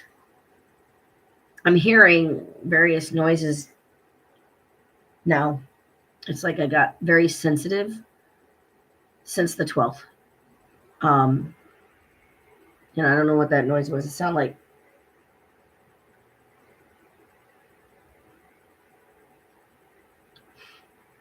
it's interesting. It did sound like a mouse in the walls. But house is old. I don't know how old the house is. I'm a renter, but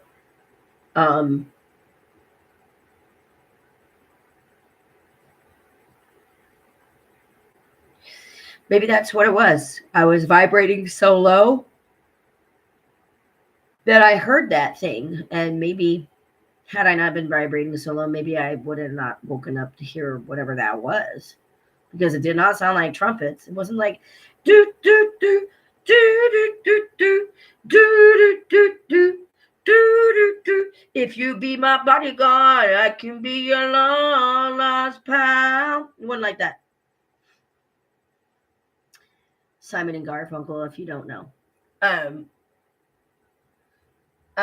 You can call me Al. It wasn't like that. It was very, very scary. And now we come to the very end, because I think I covered everything, rapture, the cloud, nobody knew back in, like, when I was a born again Christian, you we'll meet in the cloud. We'll be raptured up in the clouds. Will I be raptured up in the cloud? Will my AI look-alike be raptured up in the cloud? Will be there? There'll be an AI version of all of us. We didn't know that maybe that's what it means. I don't know. I don't take the Bible literally, guys. So the last couple of things, and I already went into this a little bit about my unemployment ending in September. So I heard stories like this, guys, but I never thought it would happen to me. That's the thing. You can't ever think that it's not going to happen to you. You can't think that. Because there's people that have to dip into their retirement account to be able to make it. And that's what happened to me. The last $2,000 of my retirement account, I had to pull out of my account in like August or September of 2024. That was it. And believe me, I was pulling money out of it in 2020 and 2021, significant amount of times, because $2,000, 6 months, that's 12 grand a year. So if there was any expense, I had to pull it out of the ad account because I didn't have income because unemployment's only 6 months. Um, and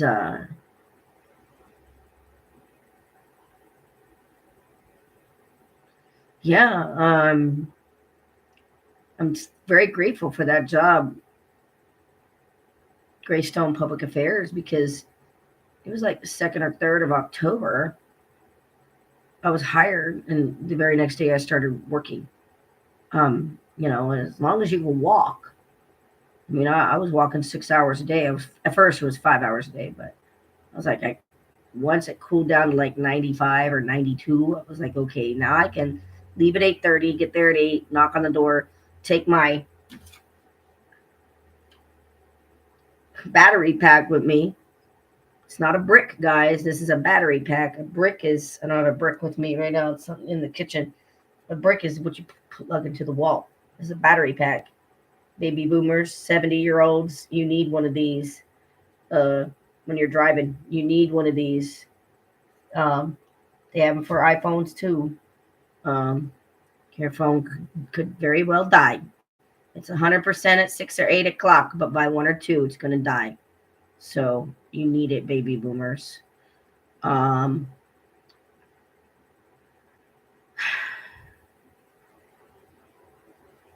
so yeah, I mean, that job in November, I mean, October, I don't even know if they took taxes out because I think it was like 24 an hour or something like that. But we had a bonus. Like if you passed out 300 flyers, I think you in a week you got like $30, and you pass out like 600 flyers in a week, you got $60.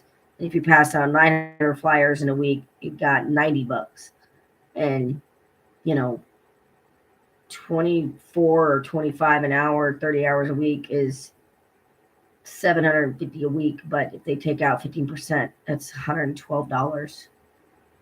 And the money it just doesn't add up because I don't think they took out taxes. I couldn't get my pay stubs. I couldn't like log in and see them and print them. I couldn't see them or anything. So and I called them and couldn't get a hold of them or anything. So I have no idea. But whatever I earned gross, I don't know what I earned gross, but the net was like 700, 750 a week, and that's what unemployment should be. Unemployment should be about 700 or 750 a week. And it's only 450 a week max. Max. If you don't work that much, you're going to get probably 30 or 40 or $50 a week unemployment. That's it. You're going to get like $200 a month because you didn't work. And it's just not cool. So,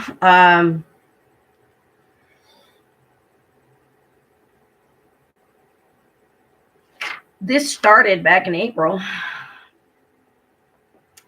I created a GoFundMe account in April and knew that I needed help because I knew that when my income went from like $3K a month net down to $1,800 a month net, I knew there would be a gap of like $200 or $300 or $400 a month.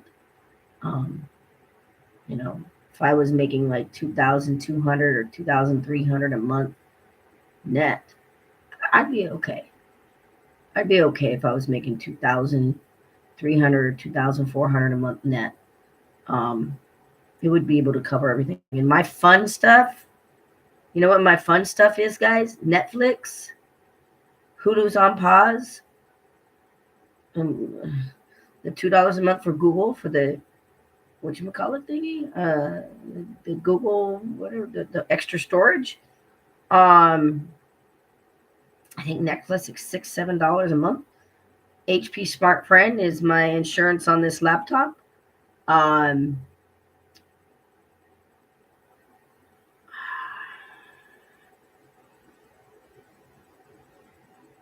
might need to call them and see if I could pause it.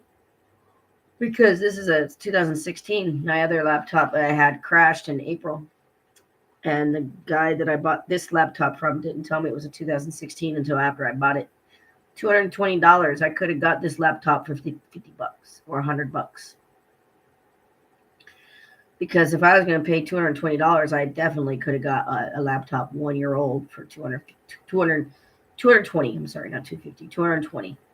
So this laptop is 2016 and it does not take Windows 11. It takes Windows 10 only, which I'm very upset about that. But Microsoft 365. I mean, I kind of need that. That's once a year. But, like the fun stuff, like Netflix, Hulu's on pause, Google, whatever it's called, Google Storage, $2 a month. And then the, what else? The $16 a month for the Smart Friend. Oh, HP Insta Ink. I pay for that monthly too. I think that's $7 or $8 a month because I'm not printing like 50 or 100 pages a month like I used to, like in 2019, 2020, like 2020. I was printing like 50 or 100 pages a month because I was writing that book about my mom and Alzheimer's and me taking care of her. And I said, no, I have a writing wound. Chiron is healing my communication. He's in my third house. Chiron's in Aries. I was born with Chiron in Aries, so it's my third house because I'm an Aquarius rising. And Aries is 3 houses away from Aquarius, so Chiron is healing that wound. But yeah, that's pretty much it. I don't spend $50 a month on like movies, so I do have a GoFundMe account, and I have a list here of silos, like basically I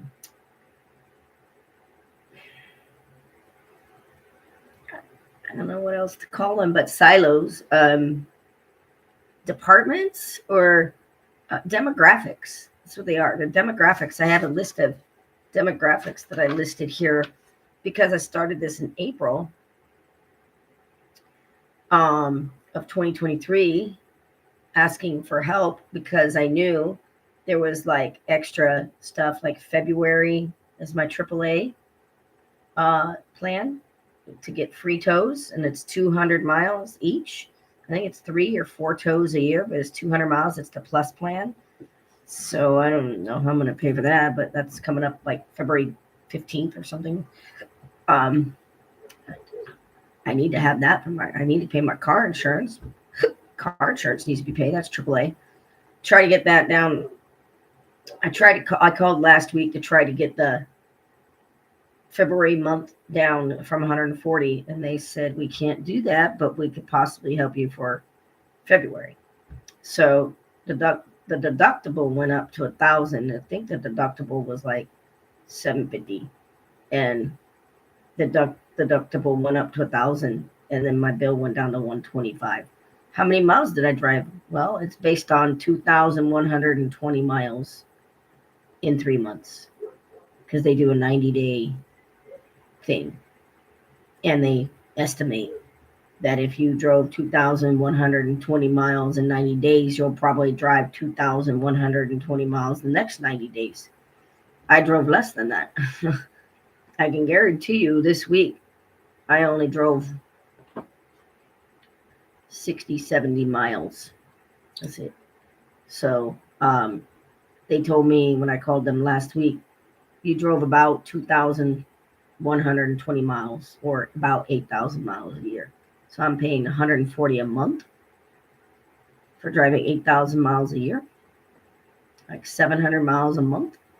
Guys, I usually drive 300 miles a week because if there's a job in Temecula, 25 miles one way and 25 miles back, and it's 50 miles a day.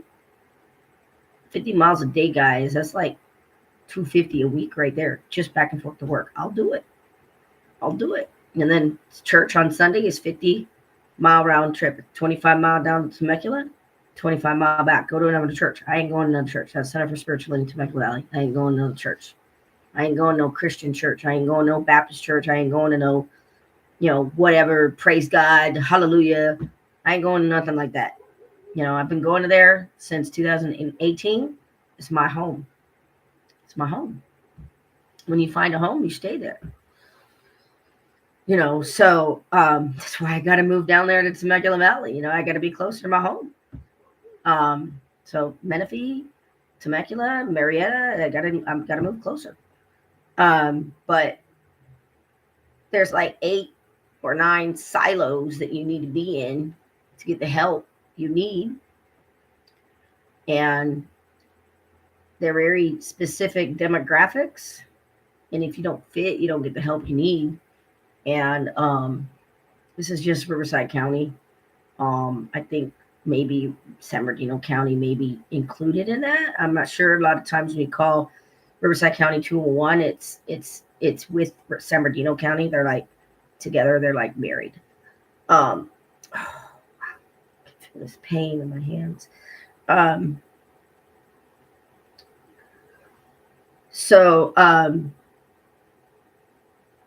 Yeah, I started the GoFundMe back then in March, April, because I knew like my car tags are due. I need to pay them in June every year. So somebody helped me pay for my car tags. Last year they were $290. Somebody helped me with my P.O. box. Got to have that P.O. box. If I lose this place and I get an eviction notice, I got to keep that P.O. box, because where am I going to get my mail? And then somebody helped me with my P.O. box in December as well, because it renews in December and it renews in June and December. And it went up in January. So it did not go up in December. Yay. $111. It's the smallest box, $111 for 6 months. So I'm so grateful for that. I'm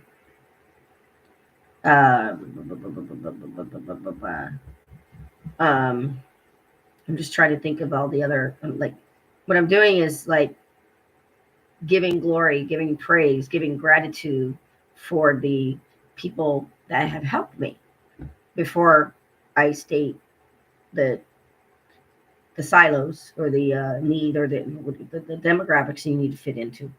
So it was about what, 9 months, 8 months, 7 months, I don't know, like February to November, or March to November. So March, April, May, June, July, August, September, October, November. 9 months, guys. 9 months.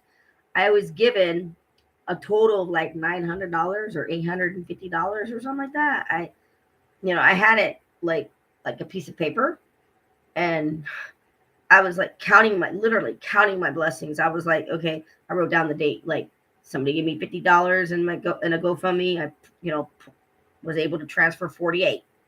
You do an instant transfer, you're going to transfer 48. If somebody gives you 50, somebody gives you 100, you're going to be able to transfer like 97 or 96, but for an instant transfer. So I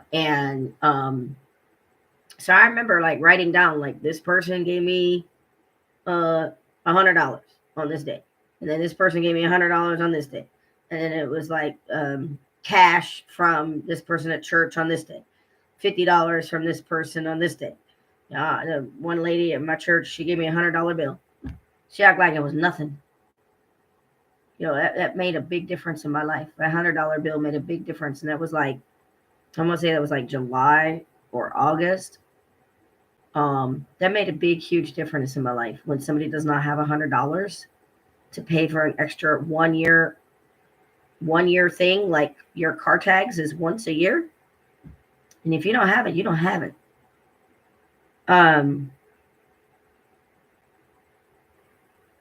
So yeah, like $850 or $900 came through in that period of 9 months, from like March to November.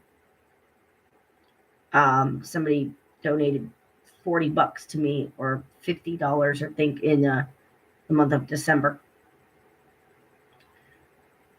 Paul Rupke, which I don't know who he is. I just know he's a graduate at the University of Redlands, like me. He gave me a check for $500. I guess he went to a church in, maybe it was his church in Hemet. I think it was called Joy Church in Hemet, and I got a check for $500 on the 6th of December. I put it in my bank, and I wrote a check, $400 to my landlord. I had paid $100 in my rent because that's all I had. I paid $100 in my rent to my landlord, like on the 2nd or the 3rd. And then the 6th came, and I didn't have my car wasn't running. My car wasn't running. It was in limp mode. I had to get a ride from my landlord to check the mail. I checked my mail. I had like taken pictures of it and everything, put it in my bank. She didn't know, and I don't think she knew how much the check was or anything. And then later that day, I said, "Here you go. Here's $400." So that was $500 paid, and then I was in arrears by $450. Started calling churches on the 7th of December because 211 Catholic Charities, Community Action Partnership, and the other one, Lutheran Family Services, they're all broke and they don't help. So I'll get that in a minute, but those are the 4 nonprofits that don't help. So I started calling churches on the 7th of December, and I called this church that I used to go to back in the day, like 2015. They must have had my number and my email in their little directory from 2015. Wasn't expecting an email from them, that they did email me, and they said, "We can't help you, but we know someone that might be able to help you." So they contacted somebody named Linda, and Linda and I talked on the 9th of December. Now, I ain't never met Linda, okay? Never met her at all. And she's like, "Well, how much are you in arrears for December?" And I said, $450 a month. $450, because I paid $500. And she goes, "So your rent's $950." And I go, "Right, but I'm in arrears by $450 because I was able to pay $100 out of my own money and then $400 out of a check." And then where did that extra $100 go? It went to my P.O. box in December because that check came on the 6th.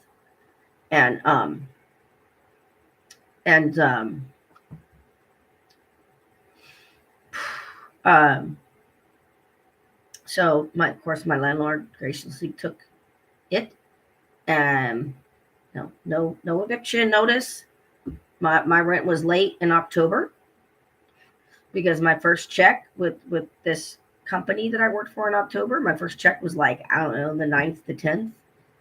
So I paid, I don't know, $500-$600 or something like that on October 9th or 10th or whatever, that first Friday, whatever it was. I don't know what it was, but my rent was late on October.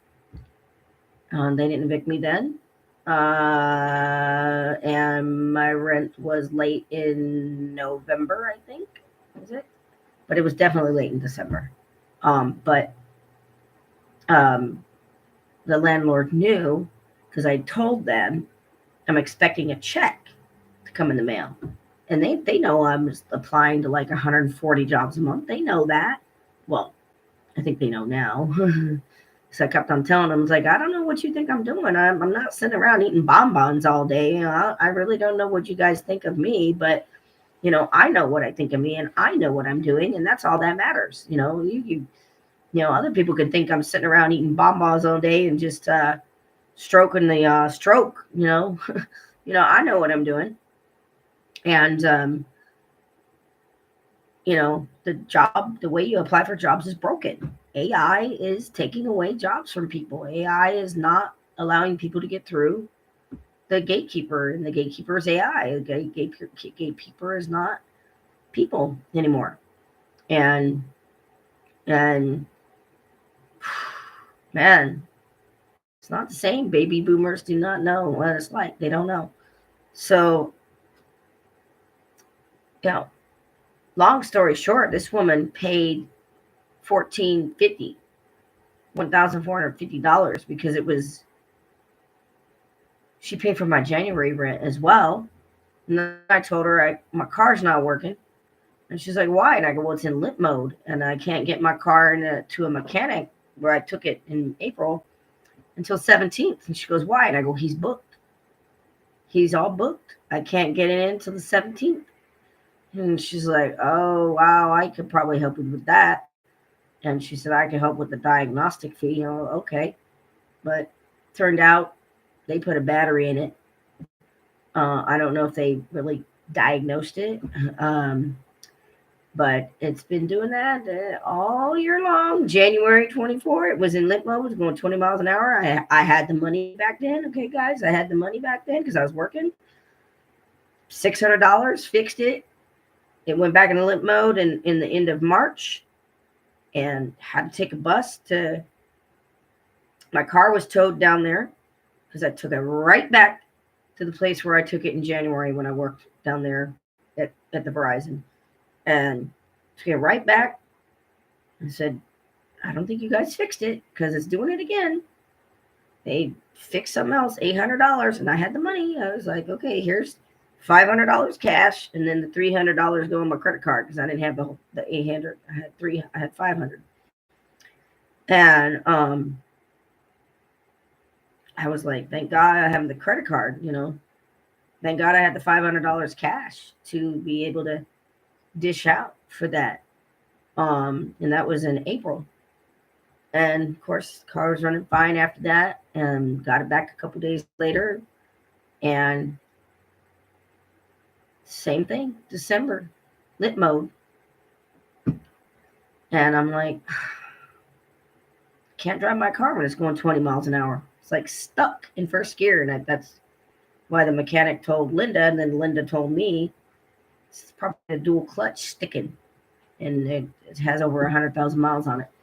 So I'm very grateful for Linda paying my rent for me in January because my landlord certainly didn't expect it. And I told them, I think that check came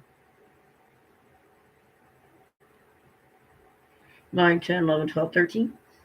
It might have came Friday the 13th or the 14th. I told them, like, a day before I got the check, you might be getting another check. And I just handed it to them. It was $1,450. I said, there you go. There's the rent for December, getting me out of arrears, and there's it all for January. But I don't just have rent. So people will say, well, why don't you take a bus to work? Well, one, I don't have a job. I'm looking. People love to say, why don't you look for work? Why don't you get a job? It's like, well, you think I can manipulate people and give me a job? You think it works like that? You think I can just manipulate people and give me a job? It doesn't work like that. Your resume's got to get through the ATS. If it doesn't get through the ATS, nobody's seeing your resume and nobody's getting an interview. And if you don't know people in the business, hallelujah. If you know somebody in the business, like, yeah, I know Carlos Sanchez. Yeah, I know Swahili Bobby. But if you don't know somebody in the business, how in the world are you going to get in? Because nepotism works. Nepotism works, baby. Works really good. So, I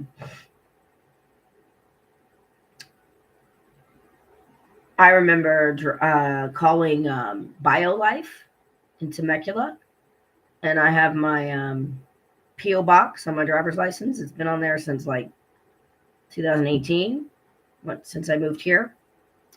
And I've had that P.O. box since 2016 because where we lived, my mom and I, our community mailbox was broken into.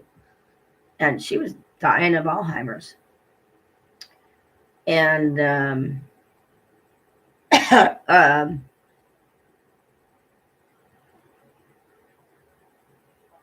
Man, just remembering my mom.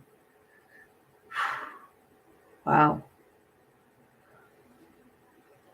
I was like telling the bio life. I was down there. I was treated like shit with them. And I said, "Oh, you want my car registration? I'll show you my pink slip in the car registration if you want the car registration. It has my P.O. box and the physical address of where I live." And they said, the woman was such an asshole to me. She goes, "Navajo Road." She wasn't new to the area. She knew that Paris didn't have no Indian reservations in Paris. She goes, "Navajo Road, are you sure you're not an American Indian?" Do I look like an American Indian? American Indians have very dark skin. I'm a white girl. I have freckles. You see my freckles? I got freckles all over the place, man. I'm not Indian. I'm not American Indian. I'm not Native American. You see that? I'm white. I got freckles all over the place. That's the Irish in me. I'm Skyrish. I'm Irish, Scottish, English.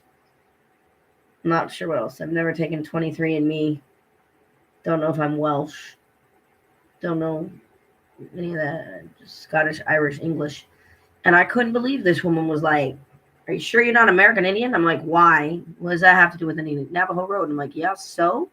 You ever heard of Sioux Road, like Suix? You ever heard of Cherokee?" I said, "Those are Indian names because before the white man came here, we had indigenous people here living in America before it was America. And that's what Americans are. There's the Cherokee, there's the Sioux, there's the uh, Navajo tribe. All those are various tribes of American Indians before the white man came. They didn't like that too much, and I was like, I don't understand why you guys are treating me like this. I couldn't donate plasma to BioLife.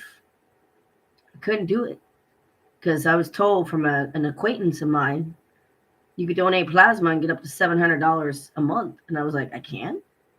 Shit, that'll help me. They wouldn't allow me. And I proved I jumped through hoops for BioLife in Temecula. And they said, "Oh yeah, we'll mail you this. We'll mail you this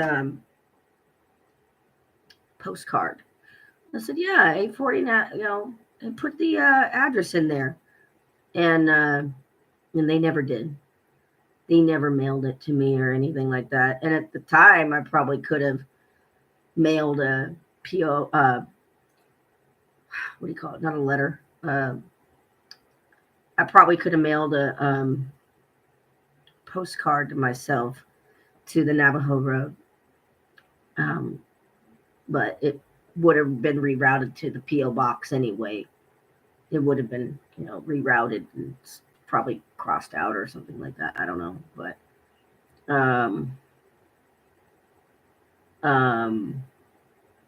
I never got one. And I drove down there for nothing. They just turned me away. I guess they thought I was homeless. I don't know. I guess that's what they do. If you have a P.O. box on your driver's license, it's a real driver's license. I have a passport too that I got in March 2020. But I guess they didn't like me. I guess they figured that I was homeless or something. And, I wasn't homeless. You can tell now I'm not homeless. This is my place.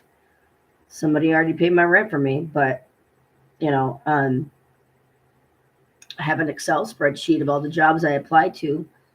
So far this month, I think I've applied to about maybe 10, 10 jobs. I don't really know. I'm not really keeping track. I'm getting a little bit picky about what jobs I'm applying to because I had a really bad experience with these autism companies, and I'm not applying to those autism companies. I mean, I was applying to like 10 or 15 or 20 a month. And these autism companies, they seem like they'll interview anybody. They don't really review your resume before your interview. So, I mean, it was over and over again. It was like October, November, December. I was getting like 3 interviews a month with these autism companies, and they all said the same thing. This is part time, 10, 15, maybe 20 hours a week, 3 p.m. to 6 p.m., or maybe 2 p.m. to 6 p.m. And you could be working with one kid, you could be working with 2 kids. Um, you're not going to be paid for gas to get to the kid's house, but if you go from one kid's house to the next kid's house, you'll be paid for gas. And it's like, I think up to 20 miles or something from home. So they're not going to want to pay you for getting all the way out there to go out to like 30 miles away, and then you have to drive like 30 miles away to the next kid. They're not going to do that. So they want you real close to home. And yeah, they were like, "Where's your recent history with working with kids with autism?" And I said, "Who said I had recent history with kids with autism?" I said, "I don't." I said, I have history with kids with autism from 2004, 2005, 2007, but recent? No. And I would ask them, "You mean you didn't look at my resume before the interview?" No. No, they didn't. It's like these people are getting real lazy. Like, I don't understand. Like, I don't get it. And if you're a career switcher, nobody wants you to switch careers. It's like, why don't you just go back to your whatever you were doing before? Well, because I'm a career switcher and I have a very definite goal in my career, and I care about my career, and you're not going to stop me. You're not going to stop me in my career. You're not. You're not. I will advocate for myself. I am worthy of the career that I desire, and I am worthy of making $80,000 a year. And I don't see anything wrong with it with a master's in business degree, and I don't see anything wrong with it with the level of all the experience that I've had. I don't see anything wrong with it at all. I was on track for making. I started Verizon in like end of May 2023, so it wasn't January. So my first check was like June. But in that, from June to December of 2023, I think I made like 26, 27, $28,000, because it was like $20 an hour plus commission. A regular retail job is not going to give you commission. It's not.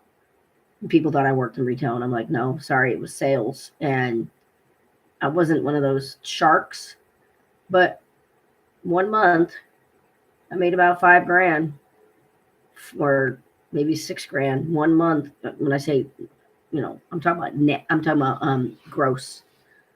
So I ain't never made $4,000 a month gross ever in my life, ever. So that was a very good job financially for me. If I was on track, if I was making 26, 27 in 7 months, I was on track for making like 50, 55, $60,000 a year that year. And I think it's funny that 25-year-old kids are asking for $25 an hour and they don't have any experience. And it's like, no, you have to pay your dues. Sorry. You need to pay your dues. So, I'm just getting picky now because employers don't want you to see a jack of all trades. They want to see a very specific expert. And I'm on LinkedIn. Guys. And I'm a generalist, and it's not a good strategy to do what I've done when you're at the mercy of the very next employer to hire you, because it looks like you're a job hopper. It looks like you don't know what you want to do. I can't wait around for that perfect job and say, well, I'm waiting around for that perfect job in human resources. Can't do that.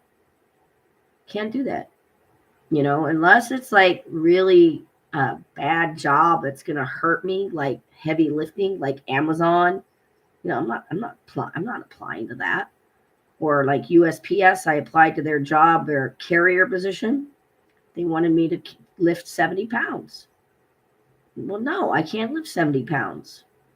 And I'm not going to lie and say I can and then hurt my back. I'm not going to do that. So there's no job in the store, in the USPS store. USPS only had and I applied for 2 positions in, I don't know when it was, June, July, August. But they look at my resume and they go, oh my God, look at all this office experience. What is she doing applying for a driver position with USPS? Because people are desperate. What do you think? So, you can't tell me that I haven't been looking for work. So I had to get all that out to go into these silos. Told you I was going to talk about a lot of stuff.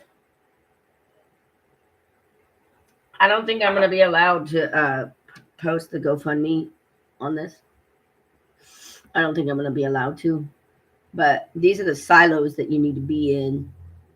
And there's like 1, 2, 3, 4, 5, 6, 7, 8, 9. There's 9 different silos that you need to be in to be able to get help. And when I say help, I mean something other than food, because I'm going to say it here. I cannot shove a potato up my vagina when my uterus is bleeding. And yes, I am a female. I was born a female. So, people, when you call 211 or Catholic Charities or Community Action Partnership or the other one, what's the other one? Lutheran Family Services, they want to give you a list of food banks. I have food here. How much food stamps do I need? How much food do I need? Man, if I keep on being told I have food stamps, I'm going to get a grip of food and I'm going to start selling it. And say, you know what? I got packets of oatmeal, 25 cents each. I got packets of bananas and, mac and cheese. And I don't eat cheese, like bricks of cheese. When I went in July or whenever it was, I don't know what month it was, but they said I had income and I didn't. I didn't have income. DPSS said I had income and I didn't. And didn't have any money for food stamps. They cut off my food stamps. And I had to prove that I didn't have income. What was it? Something happened. I don't know what it was. Maybe it wasn't July. Maybe it was like February or March. Because my food stamps did go down to $23 a month. If you get $1,800 a month, you're only going to get $23 a month in food stamps. So don't think that if you're getting $1,800 a month in unemployment with a family of 1, that you're going to get $100 or $200 a month in food stamps. You're not. You can get $23 a month. So don't think that you're a family of 4 and you're like getting $4,000 a month or $5,000 a month. $5,000 a month of gross ain't a lot of money for a family of 4. Are you kidding me?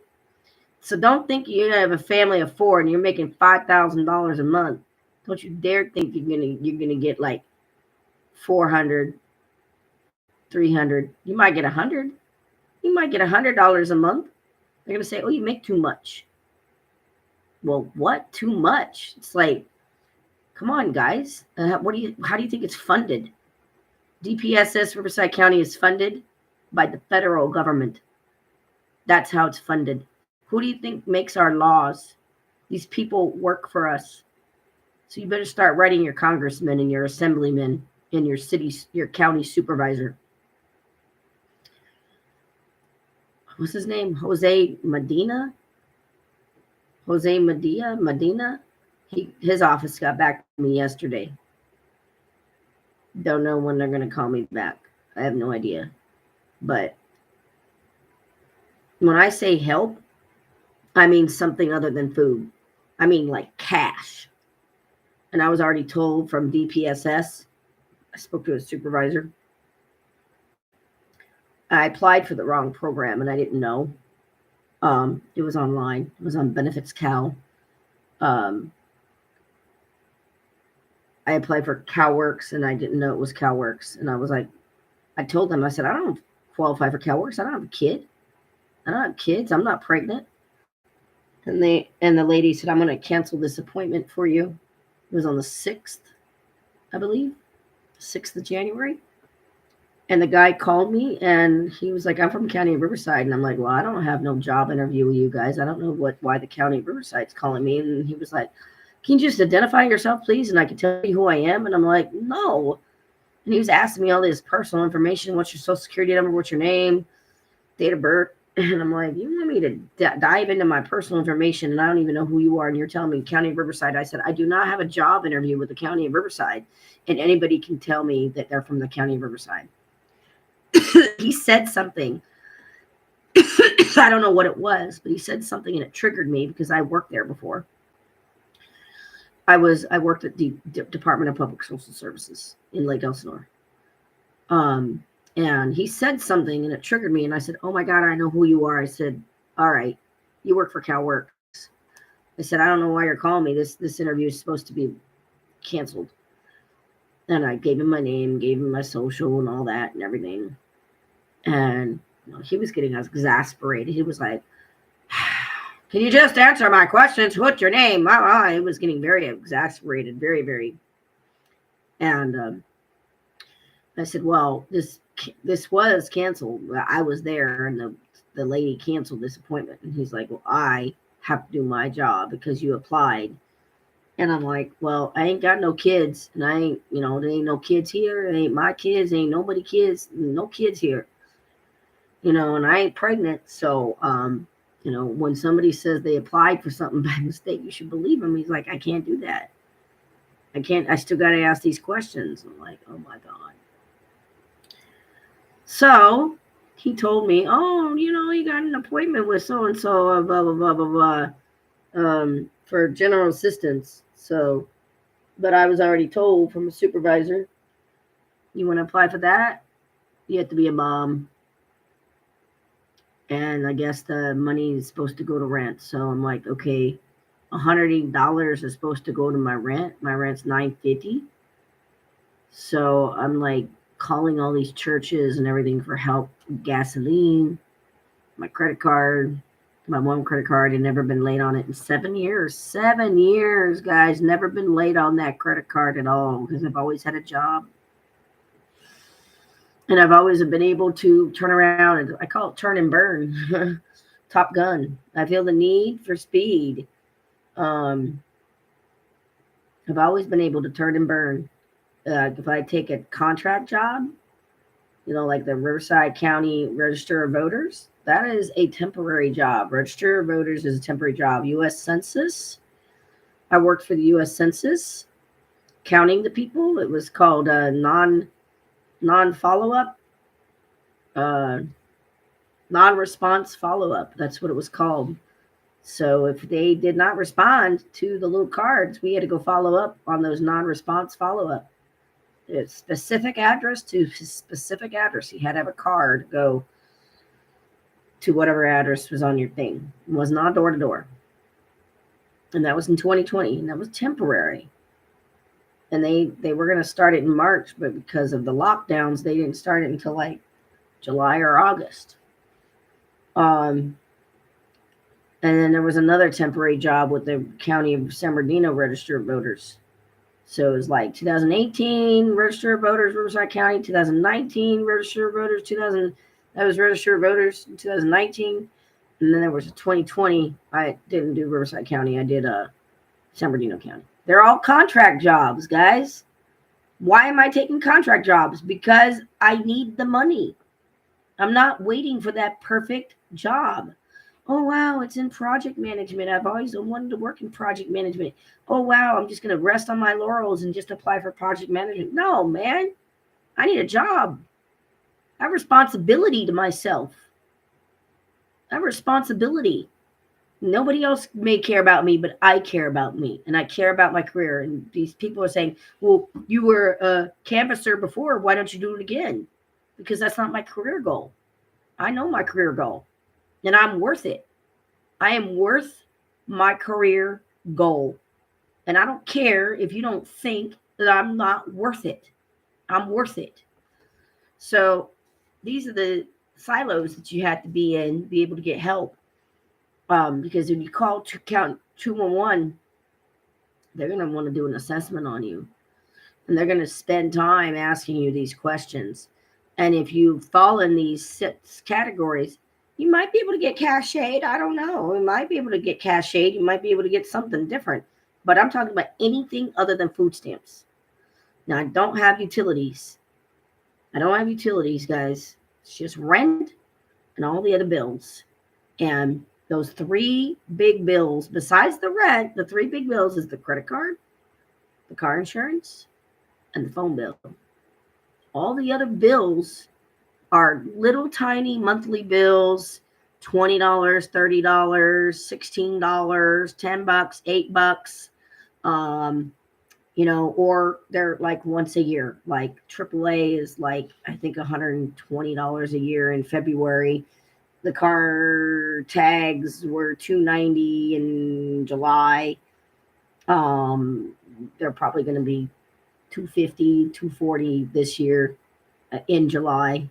And then the Microsoft Office is like $120 in October. So I don't know what that is a month, $10, $15 a month. So they're very little tiny bills. I don't have big bills. I don't even have renter's insurance. Maybe it'd be a good idea for me to get some. I don't know, but if you call 211, they're gonna ask you these questions. They're gonna want to do an assessment on you. And I'm already a client of the Workforce Development Center. I don't know what you think they can do. It's not like the unemployment office. It's not like they're gonna say, "Oh, you're an office worker. Here's an office job. Go here. Go call them." That's the unemployment of the 1990s, and that ended in 1996. There is no more unemployment office. It's all EDD. It's online. You do not get a card with a name and number of Joe Smo. Oh, you're a plumber. Well, here's a plumber job. Go call them. That's something in the 1990s, baby boomers. Okay? Wake up. It's not 1996. Wake up. Wake up. There's no place that you can go to and to say, "I'm an office worker. Do you have somebody that's hiring where I can have a number?" And they go, "Here's an office job. Call Joe Smith. Call him." No. It's all apply online, and then your resume does this.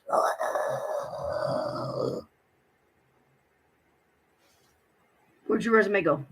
It went in the black hole. That's where it went. You're not heard of.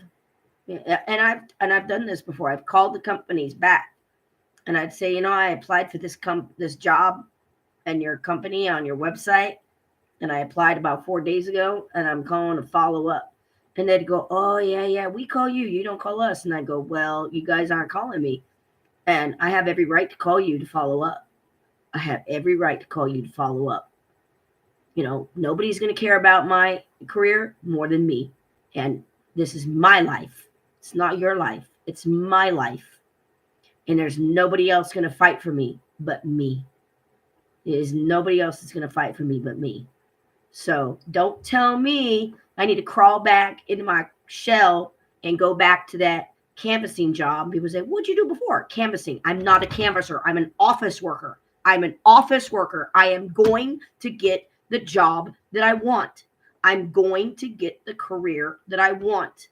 And I don't care what it takes. I will get it because I am determined. I am not going to go back and canvassing. That is a temp job. It is a contract job.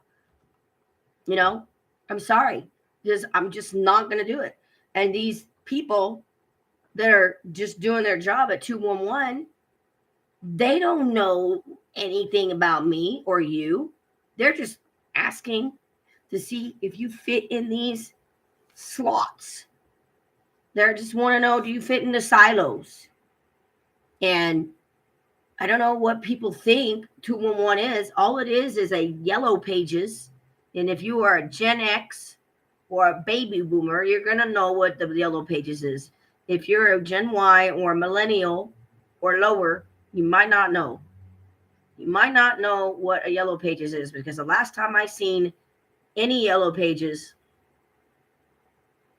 was around 2006, 2004.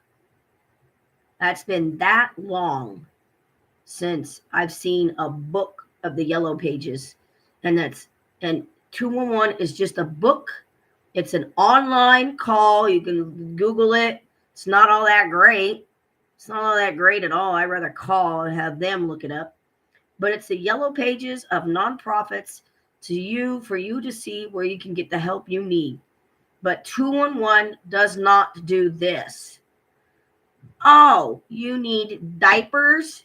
I called these people for you, and they definitely give out diapers to women that have babies. Here's the number. I called for you. They don't do that. They give you numbers, and the numbers can be ding dong ditch numbers. I'm serious. IHP has a what do you call it? They call it dispatch, but it's a housing for like homeless people. I called back in, was it June, July? See, I started this process in April, guys, because I knew that the $1,800 wasn't enough, because I need about $2,200 or $2,300 a month to make it. And if I was working full time, if I was working part time, like $1,800 a month, I would only get $23 a month in food stamps. So, that's where the food bank came in, because I needed the food bank, because I couldn't afford to pay the money. I couldn't pay the money to get the food, because the money had to go to my bills. So that's where the food bank came in. When my food stamps went down to $23 a month in March, or March, because the job ended in March of 2024. So, drug addict. They're going to ask you, are you a drug addict? I don't know what kind of help you would get if you are. I don't know if you would get like cash aid. You might just get some type of drug treatment and get a list of like sober living homes. Well, I don't need a sober living home. I'm not a drug addict, and I don't believe in 12-step programs, because they believe it's the disease. No, it's not. It's a choice. Nobody's holding a gun to your head to drink. No, nobody's holding a gun to your head to do drugs. It's not a disease. It's a choice. So don't give me that 12-step BS on me. Do you have utilities? No, I don't. I don't. Sorry, just the rent and the other bills. And Verizon is a contract. I can't get out of that contract until September 2026. If I go and take that phone number to Assurance Wireless, then Verizon will say, oh, she took the transfer pin and she closed the account. Well, we'll give her a final bill of $450. Why? Because that's what I owe on the phone bill. That's what I owe on the phone. I pay for the service, like $72, $73, $74, $75 a month. I pay for the service, and they pay for the phone. The cost of the phone is $22.22 every month for 36 months.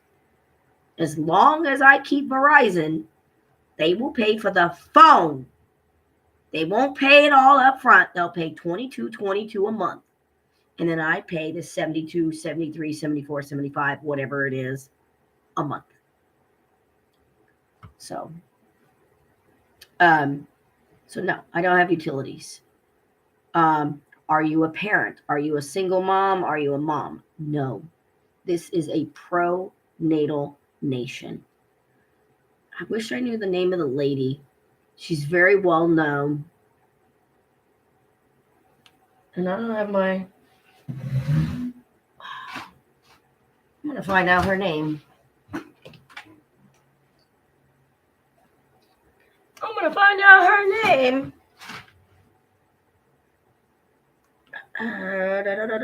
what's her name? She's a very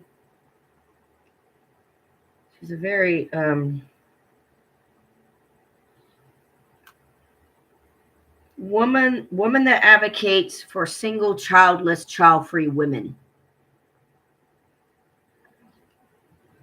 No, that's not her name.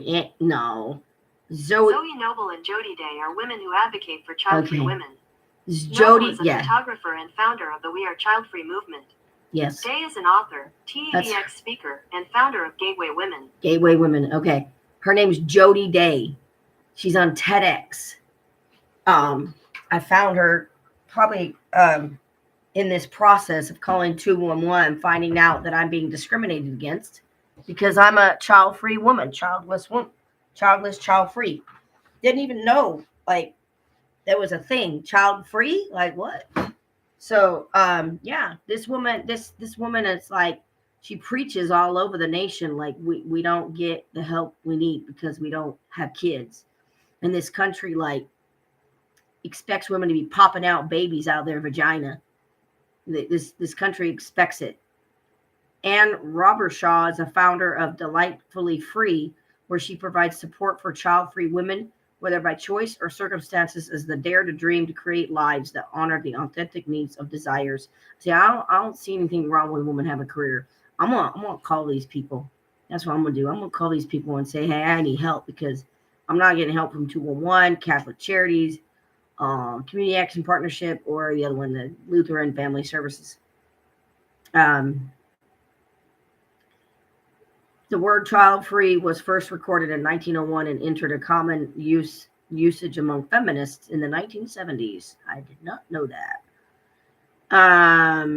Barren, yeah, barren, yeah.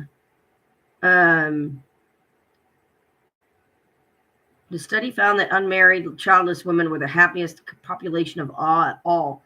I ain't happy right now. I need a job, guys. I need a purpose. You know, it's one of those questions I'm asking.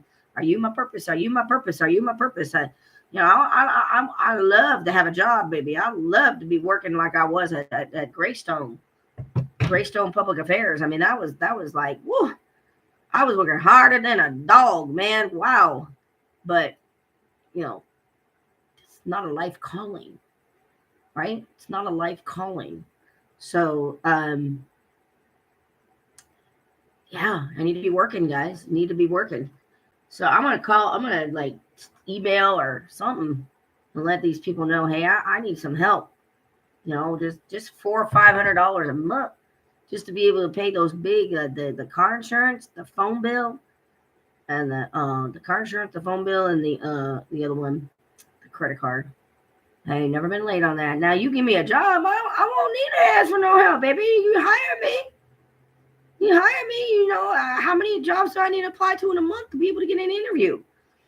You know, like I said, those autism jobs, man, I applied to about 10, 15 a month. A month. I applied to about probably 30 or 40 autism jobs between October, November, and December. And out of the, I don't know how many, well, I'm going to guess I probably applied to 15 a month. I was getting 3 interviews a month. And each time they were like, oh, we'll call you. No, they say we'll call you. You're not getting a call back. Believe me. You know how you know you're getting a call back? It is a definitive. I really like your resume. I really like your experience. I'm going to let my boss know. And I'm going to see if I can call you back tomorrow at 2:00. How's that sound? That's a definitive. Nah, we'll call you back. We'll follow up. No, you dog. Don't believe that stuff. Don't believe that stuff. Hey, we'll be in touch. Yeah, you'll be in touch with your coffee. You'll be in touch with your coffee mug, and you'll be in touch with your whatever else you do, and you know, whatever you do at your business. Talking to your BCBAs, because I'm talking about autism jobs. Basically, the job that I was applying for was behavior interventionist, or what was the other one? Behavior interventionist. I can't remember the name of the other. behavior interventionist and behavior something. And I can't remember the name of it, but behavior interventionist. So let's keep on going. There's a big list here. Drug addict. Are you a drug addict? Do you have utilities? Are you a mom? Are you a victim of domestic violence? That's good to know. Are you recently incarcerated and did you get out? You have a barrier to employment because you have a record and you cannot pass the background check because you have a criminal record. No, I'm not recently incarcerated. Are you a veteran? No, my hip dislocated in 1988 and that kind of threw the wrench out with going into the military because I'd have, when your hip comes out of socket, right? You want your hip in the socket and it came like this, 30% dislocated. And then I had to go under at 13 and they put the screws in. And then at 14, they took the screws, they were like 9-inch nails out. And then I had oh God, don't get one of these guys. I had a barium enema, and I don't know when it was, 2004, 2006, before my hip replacement. In 2006, 2013, I had a hip replacement because I was bone on bone. And I was like 36, 38, I think, when I had the hip replacement. But I had a barium enema, and it was like all this, I guess, like concrete inside or whatever. And they took like pictures and everything of my bowel and everything. And they were like, we can see your hip. And I'm like, oh, my hip. And they were like, yeah, you got holes in your hip. And I said, oh, thank you very much for telling me that. Thank you very much for telling me that I had a hole in my hip.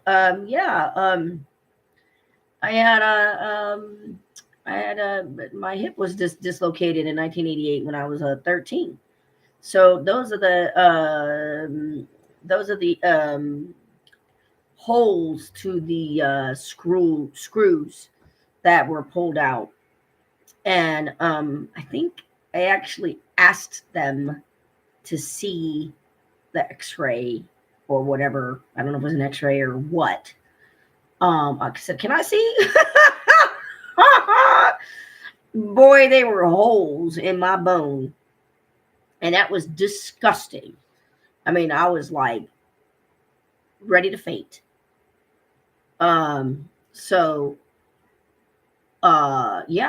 Yeah, that kind of ruined my chances with the military. Not that I wanted to go in, but I don't think women have to. So, and my parents were like, Sandra, you don't need to go in the military. And I'm like, are you sure I don't like the draft? And they were like, no, because you're a female and you're hip. And I'm like, are you sure? And they're like, you're fine. I'm like, okay. So I'm not disabled, and I think I did a video about this before. If I didn't, I might have done a video on this on like TikTok or Instagram. But there are people that are like pretending to be disabled and they're not. And there are people, it's really sad in this country. There are people that are really severely disabled and they need disability and they can't get on it. And I talked to my doctor about this, I don't know, 6 months ago. And he said, yeah, it's really sad with the court systems and the lawyers and the judges. It's really sad in this country. And I said,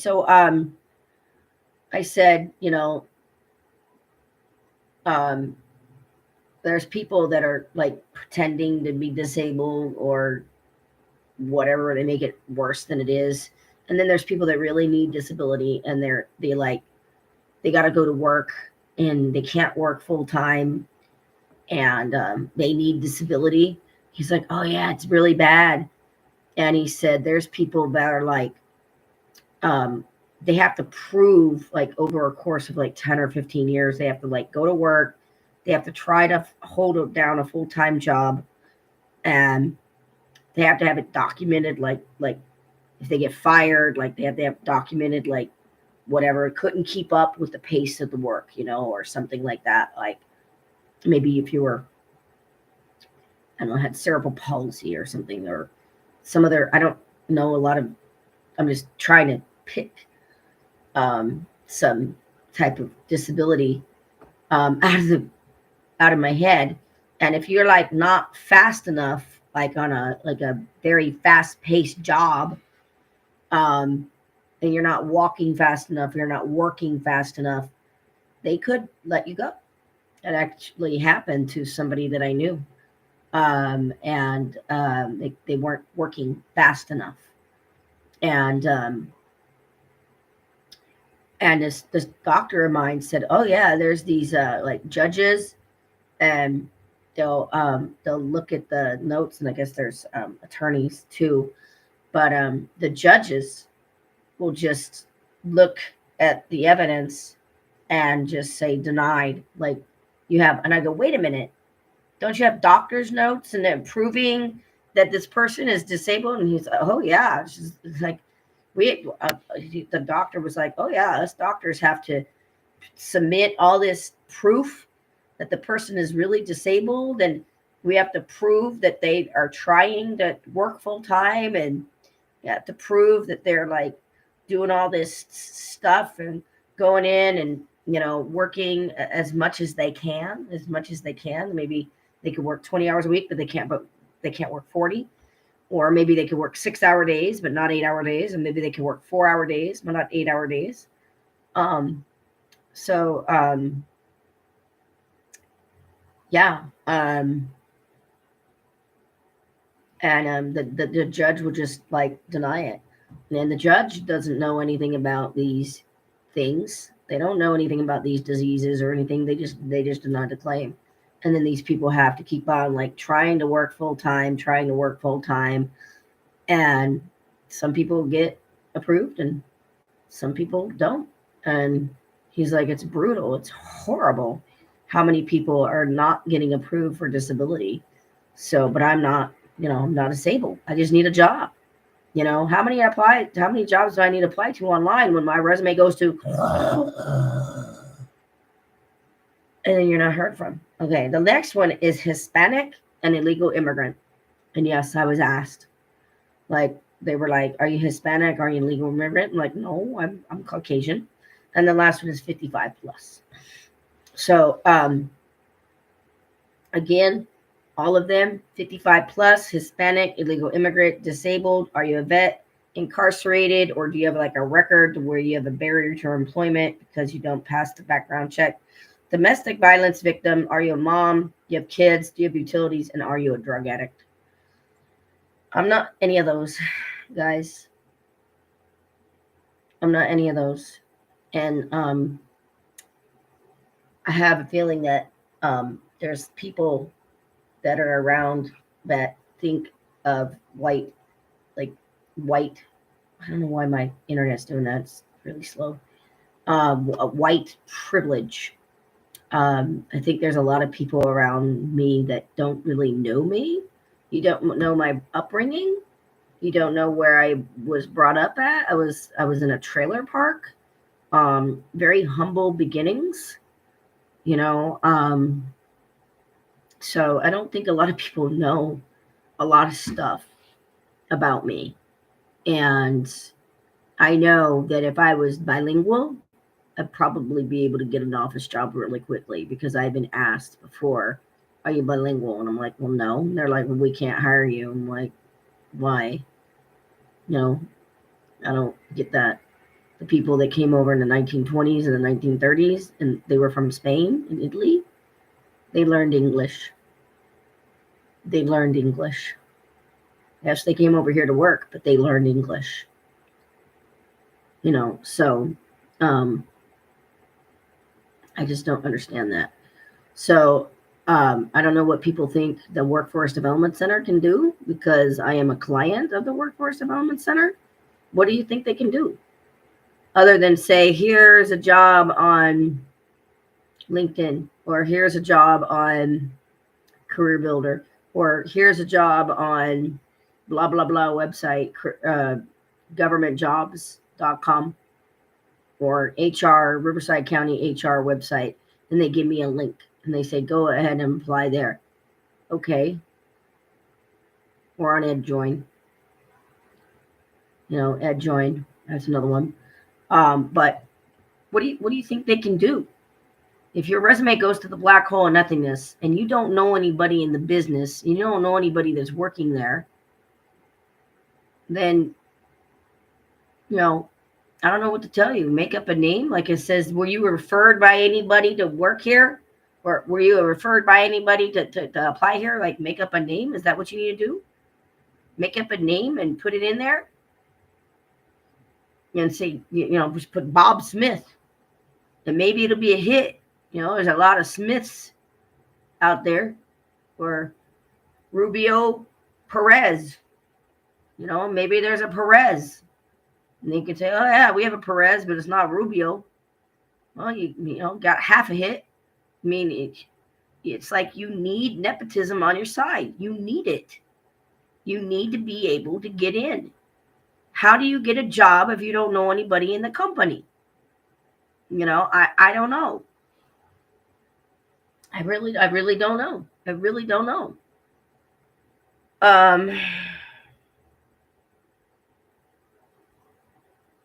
But yeah, I can't afford to keep on like doing the same thing, like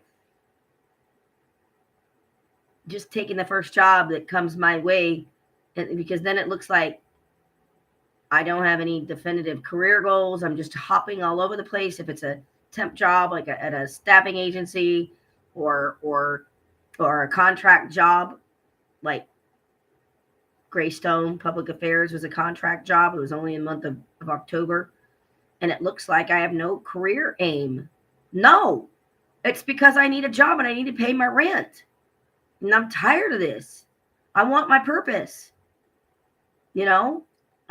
Property management would be really good for me. I was already told from a guy I talked to, the manager. I believe I talked to the manager of the Workforce Development Center in Hemet. And I told him about property management. I told him I took my capstone was in property management in University of Redlands. He's like, oh, maybe it was not property. It wasn't. It was either project management or supply chain management, one or the other. I don't know which one it was we were talking about, supply chain management or project management. And he asked me, do you have your Six Sigma certification? And I said, I wish I did. I do not.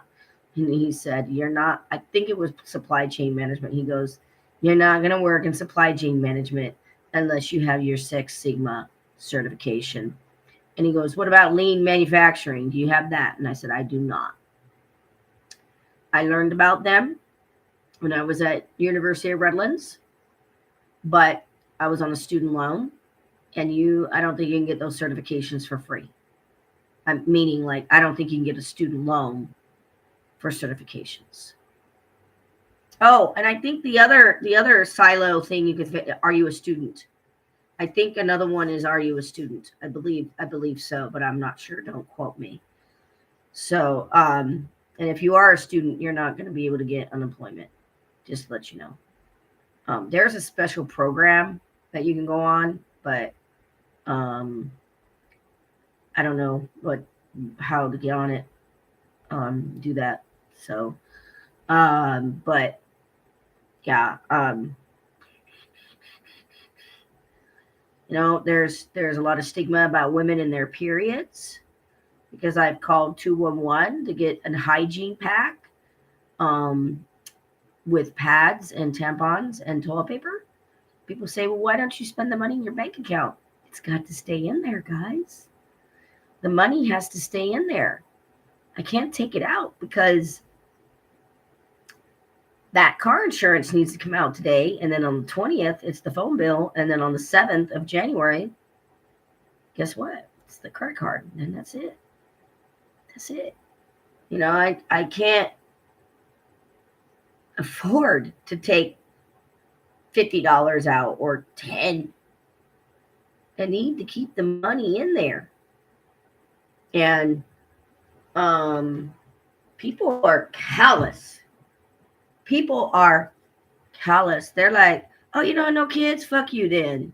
Fuck you? Like, excuse me? If your child grew up and had no children, would you want someone to say fuck you to your child because they had no kids? Like, I don't understand this at all. I just don't understand that. I don't get it. Wow. Oh no. Don't know. I am going to see if I can email these women and contact them and email them or something. And Annie Robert Shaw, Zoe Noble, and Jody Day. I'm pretty much done, guys.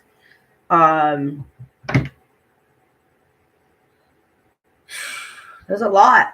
Oh yeah, St. Vincent de Paul.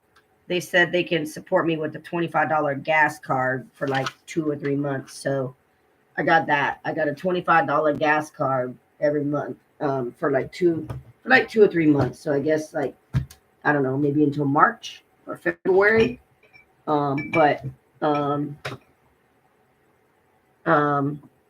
Yeah.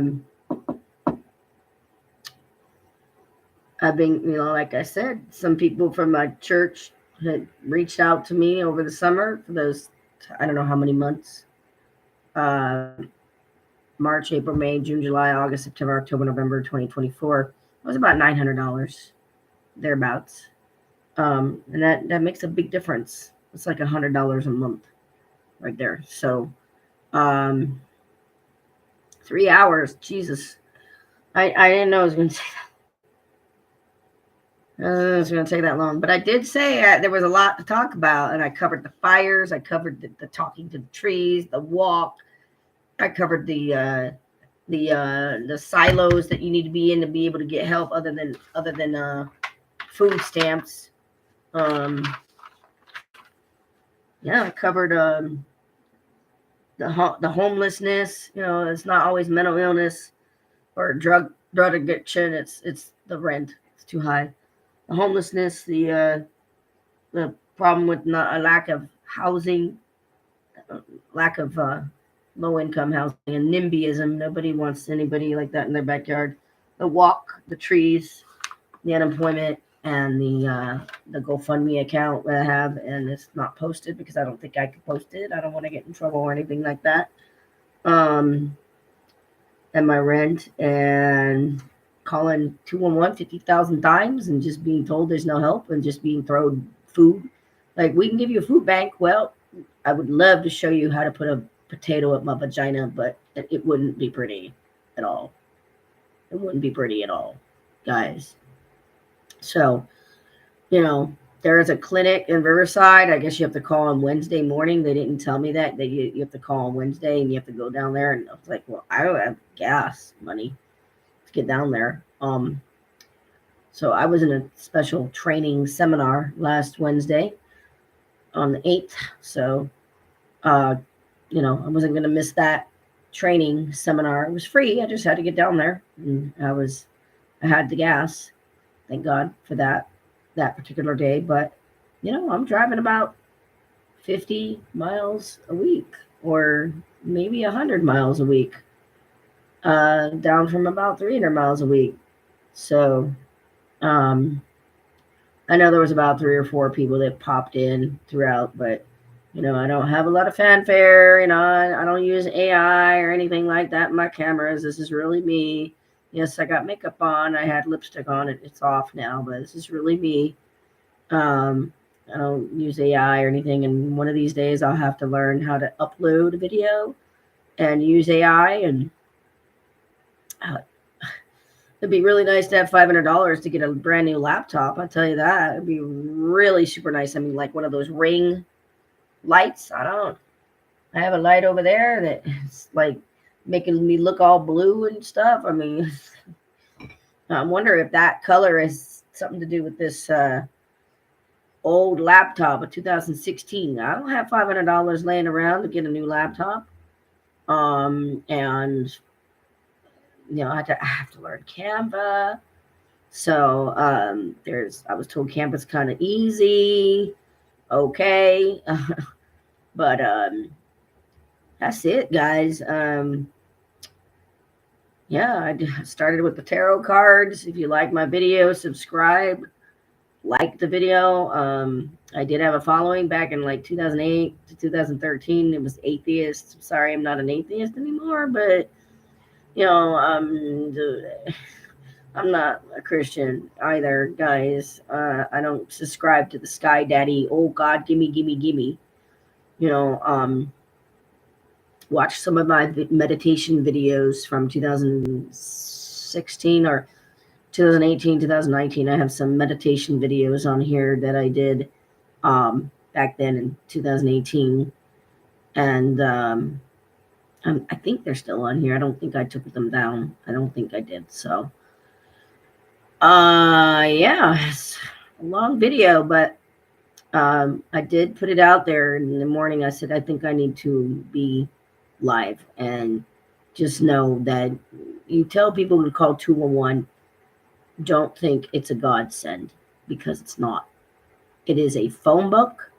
It is a yellow pages of nonprofits, and the 211 people do not say, I called these people and this is legit nonprofit and they give out free diapers to parents, and I called them and I made sure that the company's still in business, and they are. Here you go. They don't do that.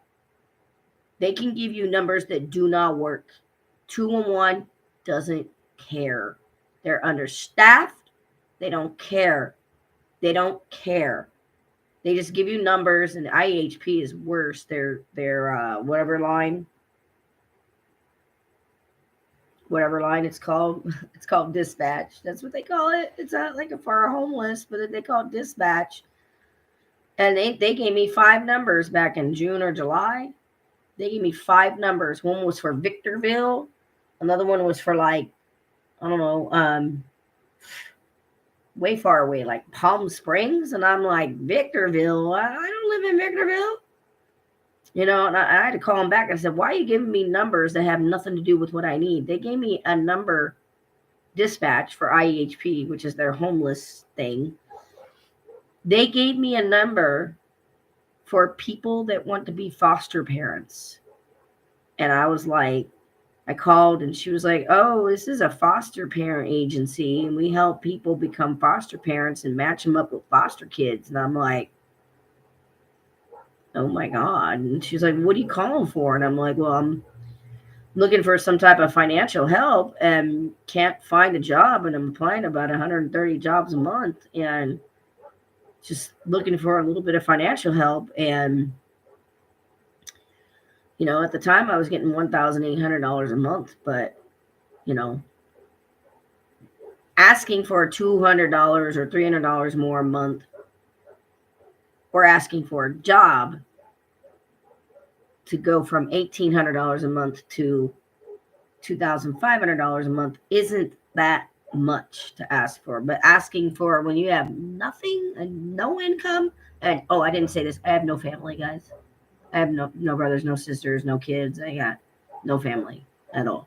So I was talking to somebody that I know, and she goes, I think people forget that you have no family and they're just busy with their family. And I think they just forget that you really have no family, like no mom, no dad, like they are deceased, and brother and sister never born. Like that, it's very rare that people have no family. But Single childless women are the most underserved population in this country.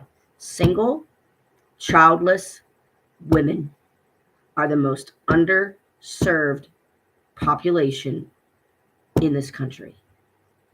So there's something wrong with that when you are looked at like, where's your child? Where's your pumping out babies? Excuse me? I don't see anything wrong with a woman having a career. I don't need no man. I just need a job. Shit. I don't need no man. And there's a lot of women that will marry a man because they want the security of not going homeless.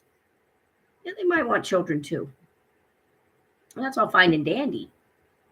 But don't look down upon women that don't have children.